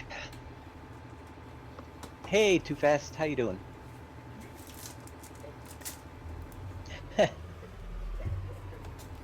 Woohoo! Alright, so this one here, we have product lines, operating parts are mostly just going to be sounds. I don't think there's a place to put smokestacks on this thing. I could theoretically put like chimneys on the top of something, but I wouldn't know where to put my smokestacks. I do like to have them sometimes. We just have sounds right now and animated fans. So let's, oh, we got to get the player trigger too. Tell you what I'm gonna do is, this is a player trigger right here. Interact trigger. Edit. Copy. Up into my factory biz group. Edit. Paste. We're going to open up that and get rid of the control root thingy bobber. Now we have our interact trigger, which is our player trigger. We can rename it if we want. It was called interact last year. Now it's player trigger. Okay. We're gonna scale the bejeebers out of that thing. So 100, and no, we're gonna go 140. Not quite that big. 120 maybe. A little less. 110. Looks pretty good. 50. Not too much. That'll cover the whole darn plot of land with our player trigger.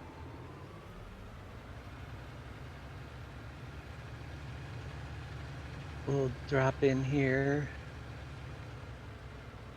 Now, I'm going to put that actually on, where am I going? I'm going to put my player trigger on the product line number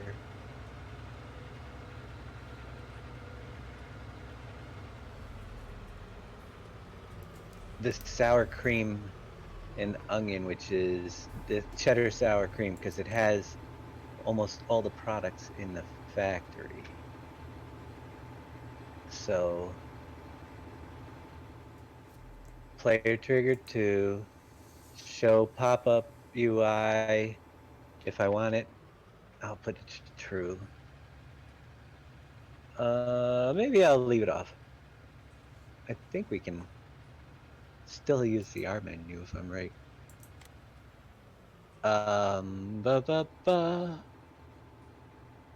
Player trigger 2 node.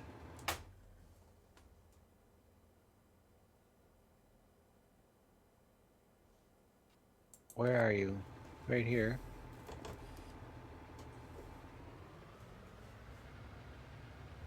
Put that out here. Node number 144.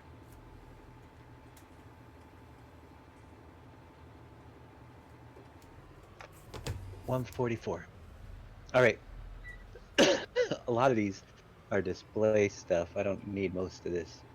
We'll be doing the start nodes and end nodes for spawning pallets, our sounds, and I do want to get my fan spinning again. So we're going to do that after I take my break. We're going to work on our sound files, which are the red things over here. We're going to move those into the operating parts. There they are, my fans spinning, so that if the factory's not running, we will not hear them. You love the duck plucking facility? I'm glad. I think it's pretty cool. Again, with the animals like that, I'm running seasons, so they don't produce too much yet for me, but I got to get more ducks. If we need to adjust some numbers either in seasons or how is your output for down, and are you playing seasons? Anybody have any whatchamacallit input on that? Because I haven't really got there yet myself. Just curious on how everybody's doing with that, if they're down product. See, my ducks are barely even old enough to breed. It's slow in seasons. I don't know if I have to up the seasons down duck the pallets, but eggs are slow too, or if it's just because I'm not very far along. Thank you, Fleetfoot Entertainment, for the 100 bits. I appreciate that. I am going to be back in just a couple minutes. We're going to take my break here, and we'll throw up I wonder if I could do the ad. I don't know if they're working or not, but hey, I throw them up because I am going to be gone for at least 60 seconds. And then we'll come back and see how far we can get on this Frito-Lay massive factory. Potty break.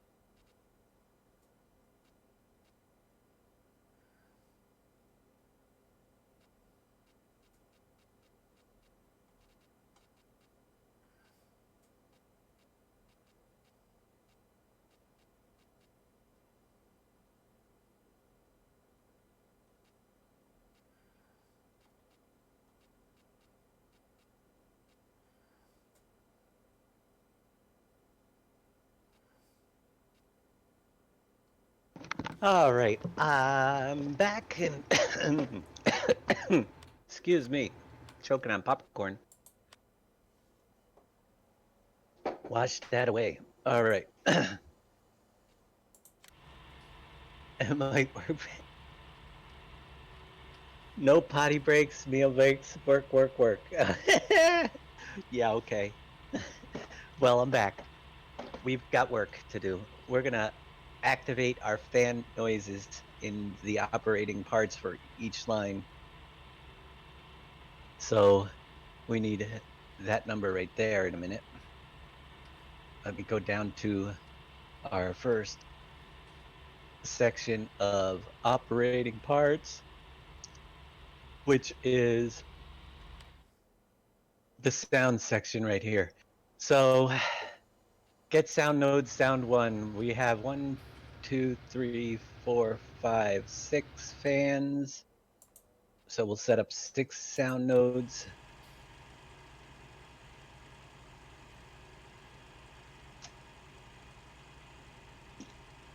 Two, three, four, five, six.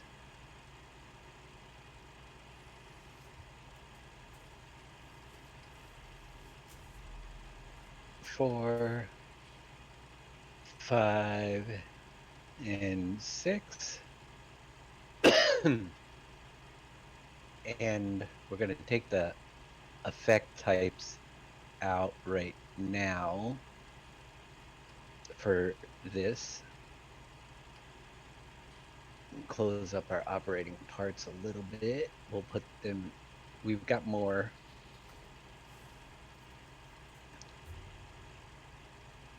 All right, operating sounds 1 through 6. Choo-doo-doo. We're going to copy that to each of these lines actually.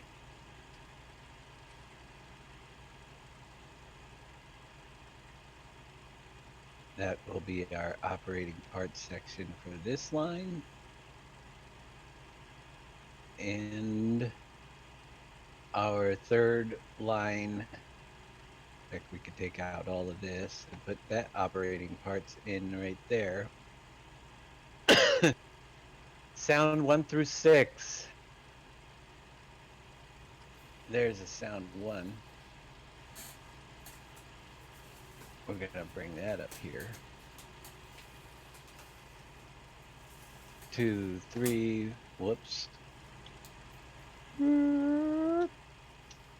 4, 5, and 6.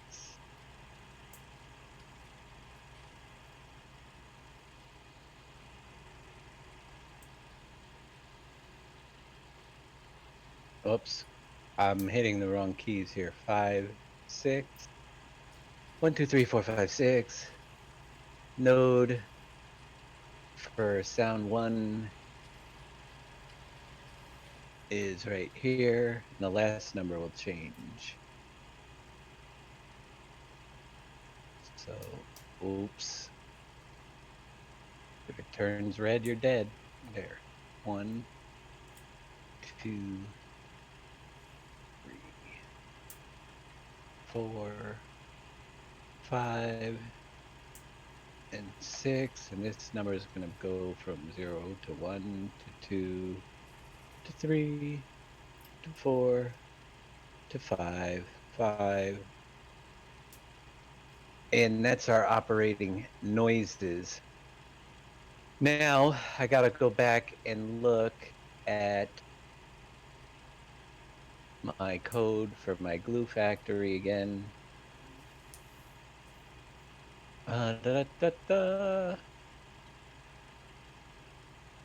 Glue factory has the fans in it as well. So edit.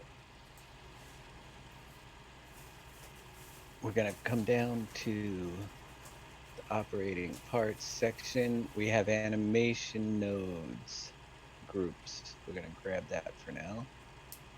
It goes under our operating parts.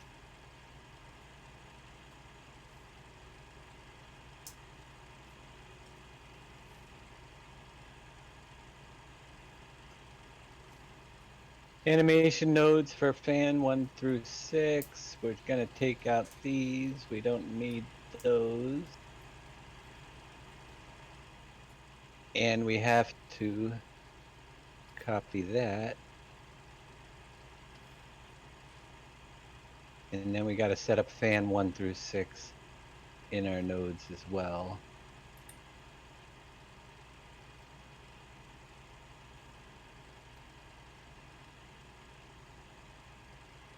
Animation node groups. Here, we can take that space out.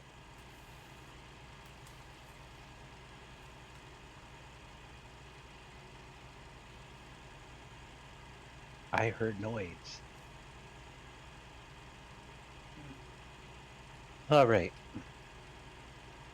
Animations for fan 1 through 6. Da, da, da, da, da.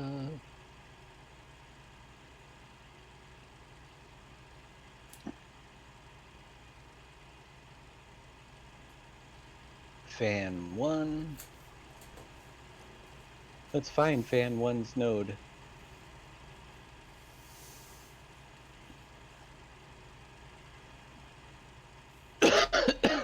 Excuse me. There's a blade in here. It is right there, the rotor. That is our fan node 1 right there. That's gonna end it for tonight. I'm gonna just finish up getting these fields Now we'll copy that and put all it done, down and 6 times.